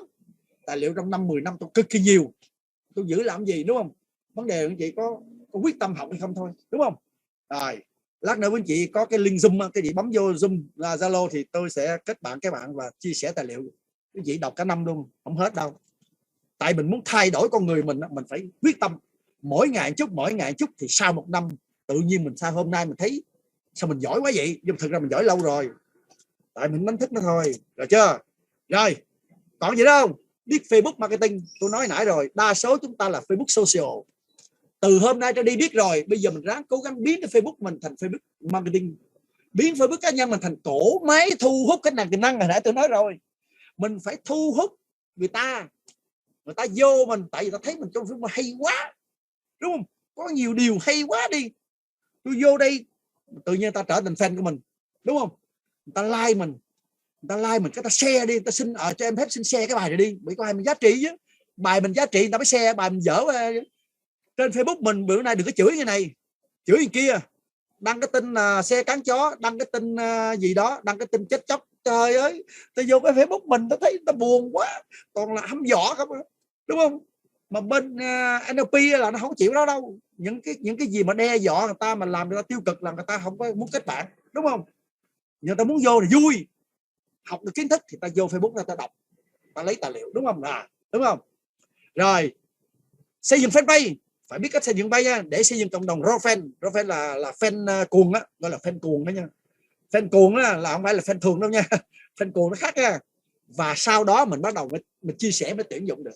Lúc đó đoạn tuyển là đoạn cuối rồi, người ta theo đuổi mình rồi, ta muốn tìm hiểu cái đó rồi, thì lúc đó mình mới mở miệng mình nói cái điều đó thì là đúng lúc. Làm sớm là thua. Rồi quý anh chị phải trở thành leader. Có nhiều anh chị đã làm 5 rồi, 5 năm rồi, 3 năm rồi, 10 thậm chí 10 năm mà vẫn lên chưa chủ tịch. Tôi có gặp một cái cô, tôi có hỏi cô cái đó, cô muốn vấn đề thì tôi sẽ hỗ trợ cô. Cô muốn lên cái gì là do cô thay đổi. Trước nhất quý anh chị phải trở thành leader cái đã. Nếu trong tư duy mình không trở thành người lãnh đạo thì không bao giờ thành công hết. Bởi vì mình là chủ doanh nghiệp, mình điều khiển mà mình thành leader, cái gì cũng không biết hết. Mà leader thì phải biết trình bày. Quý vị có biết trình bày chưa? Có kỹ năng thuyết trình bài chưa? Mà trình bày nó phải nói miệng được, phải dùng slide PowerPoint, biết làm chưa? Mình phải chia sẻ đội nhóm mình online ta đang chia sẻ bằng slide đây nè, đúng không? Mình phải biết làm slide, mình chia sẻ mình là leader mà. Nếu thiếu kiến thức này thì nhóm khó phát triển lắm. Ngay từ đầu khi vừa tham gia cái này, cơ hội này phải trở thành leader trong bao nhiêu năm? 1 năm, 2 năm, 3 năm, cái chuyện đó của quý anh chị. Nhanh hay chậm là cho mình. Nhưng trong tư duy mình phải trở thành leader. Phải lãnh đạo mới được. Mình không là lãnh đạo của mình trước, mình lãnh đạo người khác được. Mình nói truyền cảm hứng cho người ta thất bại, mình phải nói sao ta làm. Mình không làm được điều đó thì đội nhóm mình không phát triển đâu. Rồi, tóm lại. Tôi chốt lại tóm lại. Đổi mới tư duy. Có đúng không quý chị? Nãy tôi nói tư duy không à? Có dám làm hay không? có dám thay đổi không? Đó ông Nguyễn Mạnh Hùng, Bộ trưởng Bộ Thông tin Truyền thông nói cái khó nhất của lãnh đạo doanh nghiệp hay cá nhân trong vấn đề chuyển đổi số của thời đại này, anh ấy không thay đổi là chết chắc. Nhưng mà tại sao nhiều người không thay đổi? Bởi vì cái tư duy này nè, cũ kỹ, nó đang giết chết doanh nghiệp mình mà mình không biết. Một ngày nào đó sẽ chết, giống như là Vinasun Mai Linh vậy. Thì doanh số đang giảm 10-20 lần thì coi như chết rồi. Đang có 50 ngàn xe mà giờ còn 200-300 xe, ngàn xe là coi như xong rồi đó. Là xong rồi đó. Đúng không? Rồi, thất bại thì có nguyên nhân. Đúng không? Thành công là do phương pháp. Vậy khi thất bại, mình không có thay đổi mục tiêu mà thay đổi tìm nguyên nhân. Tại sao mình làm 3 năm rồi mà hệ thống mình không phát triển? Hoặc là vô rồi xong mình nó nghỉ hết, ngủ hết. Ủa có không ta? Vô xong rồi có ngủ không? Hay là tất cả mọi người vô đều tích cực, đều kiếm tiền, đều đi không? Có không? Không có. Wow. Quy luật 80-20, anh chị học chưa? 80-20. Trong 10 người chỉ có 20% tích cực thôi nha. Còn 80% là lừng thừng. Cái đó là bình thường chứ có bất thường đâu. Rồi, thất bại tìm nguyên nhân, rồi thay đổi phương pháp, chơi hoàn cảnh mới, cội mới là cuộc sống mình sẽ thay đổi. Doanh nghiệp mình sẽ thay đổi nếu mình chịu thay đổi. Còn mình không chịu thay đổi là chuyện của mình, không có chạy ai hết trơn. Rồi, ích lợi của nó là gì? Rồi, tôi tóm lược là ích lợi nha. Cái thứ nhất, giúp đối tác theo đuổi mình chứ không phải mình theo đuổi họ. Cái này tư duy mới nha, tư duy mới hoàn toàn. Thứ hai, tiếp cận đối tác toàn quốc và toàn cầu. Mới ghê. Mình làm khiếu cũ mình gặp 200-230 km thôi, còn bây giờ mình có thể tuyển dụng người ở đây Hà Nội, ở đây ở bên bảo hiểm nó làm rồi nha, bên làm rồi nha, nó tuyển trong 2 năm tuyển 3.000 người đó, thấy ghê chưa? Làm kiểu cũ sao 3.000 người trời. Bổ sung cho giải pháp offline. Tôi nói chuyện bổ sung nha, có nghĩa là cũng có offline đó, bổ sung. Rồi, giúp danh sách cái nào với số lượng lớn, ngay cả khi bạn đang ngủ đi du lịch vẫn có người vô xem chứ, đúng không à? Dễ chia sẻ cái cơ hội, đúng không? Chuyển tài liệu trong kho drive đó, chuyển link đây, bấm vô coi, bấm vô clip coi. Vậy mình phải giỏi cái vụ làm clip, mình phải giỏi cái vụ mà làm content, mình phải giỏi viết bài. Mà bài đâu cần đâu, lên mạng lấy sửa thôi. Tóm lại copy paste, chịu khó vậy giờ đọc sửa chứ. Nó tóm lại là phải giỏi, giỏi gì thôi. bấm đó, thời đại giờ bấm mua mà đâu có cần gì mà giấy gì đâu. Rồi, bạn biết cái ông này không? Các anh chị biết cái này không? Thu nhập khoảng 2-5 tỷ năm, mới đi về Việt Nam chơi rồi Tết. Anh này nổi tiếng lắm anh chị ơi, lên mạng kề đây. Trung Quốc thấy hay quá, Trung Quốc tự nhận mình là anh này là người Trung Quốc đang giúp châu Phi. Anh này tức quá, cho những clip sau này bắt mặc đồ Việt Nam hết, cờ đỏ sao vàng hết. Vì anh này anh qua bên châu Phi anh làm thợ thôi. Bây giờ của ảnh là nhiêu? 2,7 triệu người đăng ký. Anh làm mới có bao nhiêu? 3 năm. Mỗi video có 3 triệu người xem. Thu nhập là từ 20.000 đô đến 300.000 đô một tháng. Tức là mỗi năm 2 tỷ đến 5 tỷ. Bởi clip thôi. YouTuber mà. Đúng chưa? Thấy chưa? 3 năm thôi mà có đều nhá. Ngủ vẫn có người vô xem, tiền vẫn về, mỗi tháng về vẫn về. Tiền này đâu vậy? YouTube nó trả. Cái công anh đó, có nhiều người vô quảng cáo, tôi lấy tiền quảng cáo chia cho anh 65%. Nó giữ 20-30% thôi, ít thôi, chia cho anh nhiều để anh làm nội dung cho hay. Tóm lại quý vị phải trở thành làm người sáng tạo nội dung số là cái gì thành công. Rồi, để tóm lược lại. Tóm lại, quý anh chị phải làm chủ công nghệ 4.0 để thay đổi cuộc sống và theo xu thế thời đại. Chuyển đổi số là vấn đề nhận thức, không phải vấn đề công nghệ. Dám hay không dám thôi. Nếu mình muốn sẽ có giải pháp, còn không muốn rồi không sao hết. Cũ như cảnh, vẫn như cũ, không có gì hết. Nếu bạn muốn sống đây đơn thì Tony Robbins là học trò của Jim Rohn, đúng không? Phần lớn chúng ta cân nhắc quá nhiều, sợ phải trả giá khi thay đổi, sợ thay đổi thất bại, nhưng mà quên mất không thay đổi thất bại nhiều hơn, mất nhiều hơn nữa mà không biết. Câu này nổi tiếng lắm. Câu này nổi tiếng lắm. Mà 10 người thì hết 8. Sợ mất khi mình thay đổi, nhưng mà quên mất không thay đổi mất nhiều hơn. Mai Linh, Vinasun mất khủng luôn. Rồi, Robert Kiyosaki, trong cuộc sống đôi khi bạn phải làm điều mình ghét. Câu này nhiều người phản đối tôi ghê lắm. Đừng phản đối tôi. Triệu phú đô la này nói đó. Còn tại sao tôi cảm nghiệm cuộc đời tôi rồi. Đôi khi tôi không thích bảo hiểm nhưng mà tôi làm bảo hiểm, tôi kiếm tiền. Tại vì làm thời gian xong tôi yêu mê nó. Có nhiều người không thích làm Herbalife, đa cấp tùm lum hết, nhưng làm thời gian trời ơi hay quá, sức khỏe tôi lên. Thì đôi khi mình phải làm điều mình ghét. Mà trong làm kinh tế có người nói ôi tôi chỉ thích làm điều tôi thích thôi. Chặt rồi, đôi khi mình không phải làm điều mình thích mà làm điều mình cần. Tôi không thích làm YouTube, tôi không thích làm Zalo, tôi không thích dụ người ta, nhưng mà làm kinh tế anh phải làm bởi vì đó cần. Còn anh chịu thôi, đâu có sao đâu, không có vấn đề nha. Tôi chia sẻ vậy rồi, về tầm nhìn, về động lực. Tôi đang chia sẻ với anh chị là cái khát khao để quý anh chị phải thay đổi vì bản thân của anh chị thôi. Vì doanh nghiệp của anh chị, doanh nghiệp không phát triển trong 3 năm qua, tại sao vậy? 4 năm qua, 5 năm qua, 10 năm qua, thì phải tìm nguyên nhân. Tôi đang chia sẻ với anh chị giải pháp solution mới. Rồi không? Rồi hết, cuối cùng. Rồi, tới đây là hết. Quý anh chị có thấy là mình có khám phá điều gì mới hay không? Đúng không nào? Rồi, nếu có thì quý anh chị cứ comment thôi. Tôi rất cảm ơn. Cảm ơn quý anh chị đã theo dõi tương tác tới giờ phút này á, vẫn còn 147 người đúng không? Rất cảm ơn quý anh chị, đúng không? Đúng không? Cảm ơn quý anh chị đã coi như là mình có một cái nhu cầu tìm hiểu. Tôi nói rồi, tôi chia sẻ để đối tượng ai? Một là vấn đề sức khỏe, hai là những người muốn đổi mới bản thân, muốn tìm điều mới, khai phá những cái mới, khai phá tiềm năng của chính mình, chứ chẳng đi đâu hết trơn. Mình có đó rồi mà tại mình biết dùng thôi. Hôm nay tôi cũng không cung cấp thông tin cho anh chị gì mới hết, nhưng mà tôi chia sẻ gợi ý cho quý anh chị những cái vấn đề mà chúng ta nên thay đổi vì sự nghiệp của chính mình, đúng không? Rồi hết.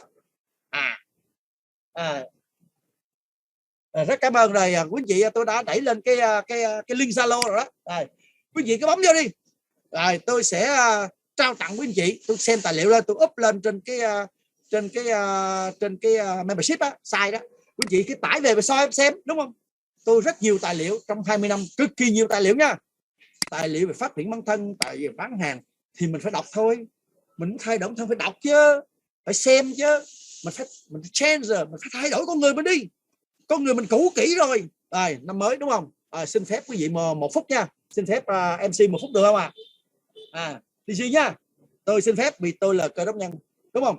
Nên đoạn cuối này tôi xin đó là thứ nhất là tôi cầu nguyện đó, cầu xin Chúa ban phước cho tất cả những anh chị có mặt trong phòng Zoom hôm nay cho đến giờ này, bởi vì tất cả những anh chị đều có nan đề, những vấn đề gì đó mà Chúa hay viếng thăm gia đình họ, viếng thăm họ, an ủi họ, mở rộng lòng họ ra để cho họ thấy phải thay đổi để cuộc sống họ, để giúp họ phát triển. Tôi chỉ cầu nguyện Chúa ban phước cho cái phòng Zoom của Phạm Gia Vision này phát triển bởi vì ích lợi của nhiều người. Tôi chỉ xin như vậy thôi, cầu nguyện Chúa. Vì tôi xin cầu nguyện là quý vị không cần có tín ngưỡng, quý vị có tin hay không quan trọng. Tôi cầu nguyện Chúa ban phước cho quý vị để năm nay quý vị sẽ có đột phá về tài chính nếu quý vị thay đổi bản thân. Xin hết. Xin cảm ơn mọi người ạ. Vâng, cảm ơn phần chia sẻ rất tuyệt vời và vô cùng giá trị từ thạc sĩ thầy Nguyễn Đăng Quang. Và qua bài học ngày hôm nay, chúng ta đã hiểu về học tập kỹ năng thế kỷ 21, áp dụng thời đại công nghệ 4.0 là như thế nào. Chúng ta hãy cùng thả một tràng pháo tim đỏ rực lên màn hình để thay lời cảm ơn sâu sắc đến trainer trong bài chia sẻ tối nay. Quý cô bác anh chị mong muốn được giao lưu hoặc bày tỏ cảm nghĩ thì chúng ta có thể giơ tay hoặc là gõ lên khung chat để được giải đáp trực tiếp các thắc mắc.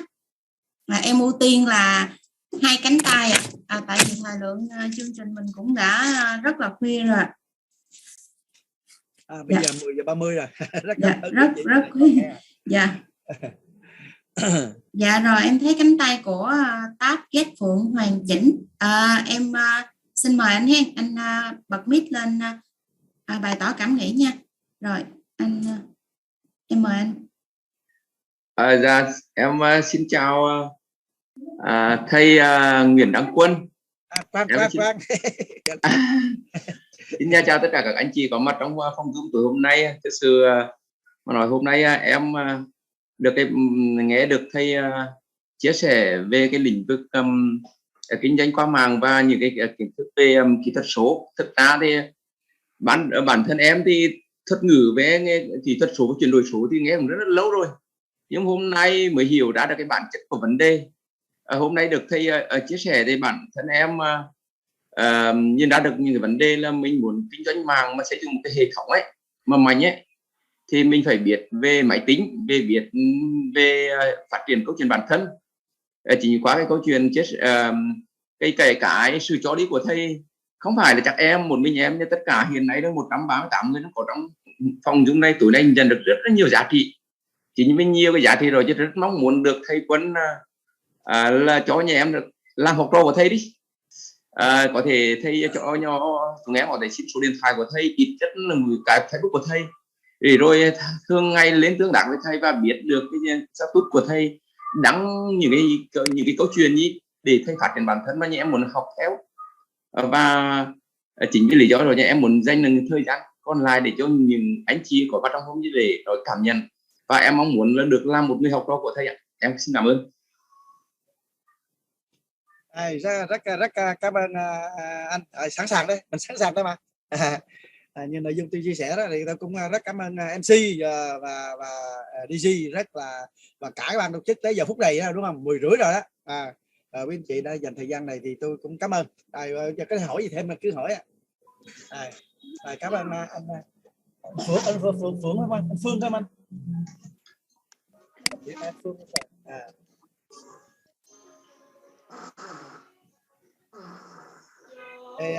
Thì cứ bấm vô cái link Zoom á để mình cái link Zoom, cái link Zalo á, link Zalo mình có gửi lên đó anh chị, mình dùng thành bấm vô, mình vô cái Zalo thôi. Tài liệu tôi là tài liệu học liệu điện tử hết mà, không có giấy tờ gì hết mà. 10 mấy năm nay tôi đã làm chuyện đó rồi. Bây giờ mình làm kinh doanh này, mình hỗ trợ cho cái cộng đồng này phát triển. Nếu đất nước mình nhiều người giàu có thì tốt, có sức khỏe, nhưng mà cách làm mình phải thay đổi. Các anh chị cứ mạnh dạn trao đổi đi, có vấn đề gì cứ hỏi hết, không sao đó. Tôi sẵn sàng chia sẻ những vấn đề gì mình biết. Mục đích là giúp quý anh chị mình giải phóng cái này này. Cái tư duy mình mới quan trọng. Còn việc làm cụ thể là phải cần nhiều thời gian lắm, nó nhiều thứ lắm mà. Tôi chia sẻ 7-8 thứ công cụ lắm. Trong group Zalo tôi sẽ nói kỹ hơn bây giờ mình học như thế nào. Có cách học thế kỷ 21 có cách học nhanh lắm. Cái vấn đề là mình muốn học hay không thôi. Kể cả quý anh chị trung niên 50-60 tuổi vẫn học được như thường, không sao cả. Tôi là từng dạy nhiều cái đối tượng đó rồi, giáo viên là hiệu trưởng đồ 5 mấy tuổi không, nữ nhiều lắm. 10 năm trước mình đã dạy đối tượng đó rồi.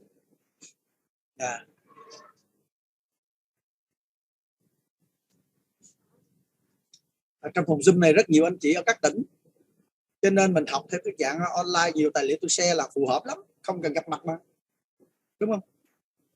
Đào tạo online theo công nghệ 4.0 là mình sẽ gặp nhau rất nhiều. Mình sẽ phát triển bản thân mình theo mô hình mới của thế kỷ 21, không làm kiểu cũ nữa. Mà có làm đi nữa cũng không được. Giờ tôi dùng điện thoại với máy tính không mà mình còn giấy chết mồ, đúng không? Anh Phương giờ rồi nãy chia sẻ rất đúng, là anh cái khát khao anh cũng muốn, rất là ok. Không biết sẽ biết, đừng lo ha. Rồi thầy Quang có gửi lên khung chat cái đường link đó, thì quý cô bác anh chị mình có thể đăng nhập vào. Bấm vô cái link Zalo đó, tại số lượng người đông mà, mình bấm vô Zalo để mình trong group Zalo, rồi sau đó thì mình lấy tài liệu mình đẩy lên Drive, sau đó mình chia sẻ link, quý chị bấm cái đó về xem, rồi sau đó thì tôi sẽ có những buổi Zoom riêng khi Chủ nhật chẳng hạn, rồi bắt đầu mình hướng dẫn quý chị bắt đầu. Ví dụ anh chị nào biết rồi, biết tin học văn phòng rồi thì học khác, không có thì dùng tài liệu đó tự học thế nào chia sẻ. Rồi em xin mời điểm cầu cuối cùng là anh Trường Kỷ Luật ạ. Em mời anh phát biểu cảm nghĩ ạ. Lời đầu tiên em xin cảm ơn thầy Quán ạ. Ta bên hệ thống vừa tham gia. Cho em hỏi chút là hiện tại như em cũng làm em cũng làm bên Herbalife á. Thì hiện tại như trong hệ thống của em cũng có một số bác lớn tuổi á, tức là cái công nghệ về nó thì hầu như là cũng rất là hạn chế. Thứ nhất thì bản thân em trước đây em cũng làm bên chỗ in ấn á, nói chung các vấn đề về máy tính soạn thảo thì em cũng biết tương đối thôi, chứ còn những thứ chẳng như là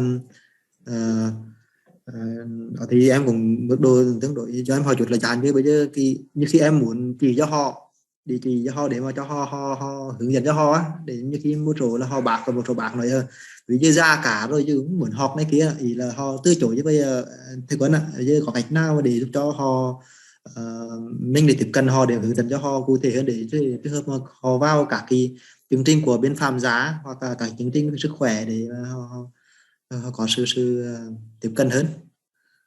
Thì như thầy có cái phương pháp gì không ạ?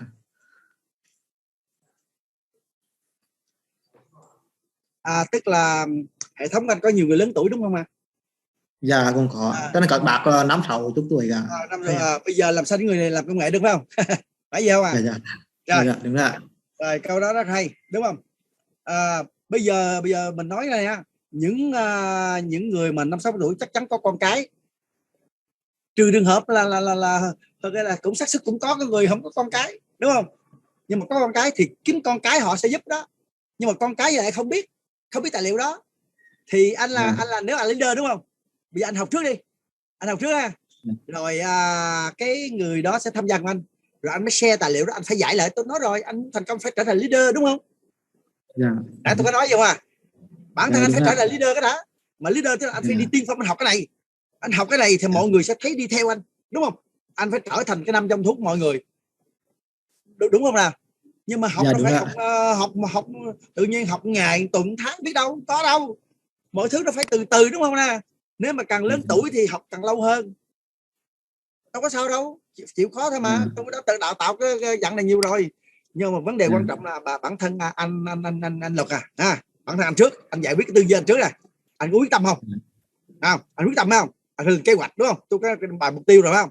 Mình quyết tâm thì mình lên kế hoạch. Thí dụ đúng không? Một ngày quý vị đã học tắc 1-3 năm rồi đúng không? Không biết học chưa ta? Nhớ không? Nguyên tắc 1-3 năm mà daily plan đó, có nhớ không ạ? Em chưa thấy. Tôi có một cái bài trước kia đó, bài daily plan đó, một ngày 1-3 năm á, là đặt ra một một công việc quan trọng nhất đúng không? Ưu tiên 3 công việc ưu tiên kế tiếp và 5 công việc gì đó đúng không?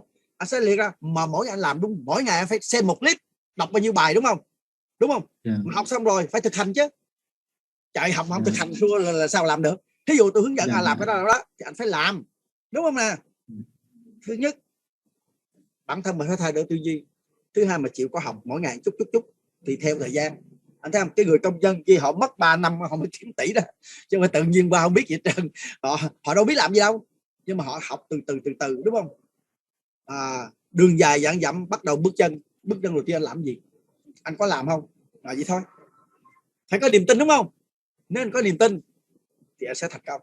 Chỉ sợ là niềm tin anh không có vững, anh gặp khó khăn anh lùi bước thì thua. Cái đó không ai làm được hết đó, chỉ có mình thôi đúng không? Mình chia sẻ gì được không anh Lực? Đúng không? Dạ, cảm ơn thầy ạ.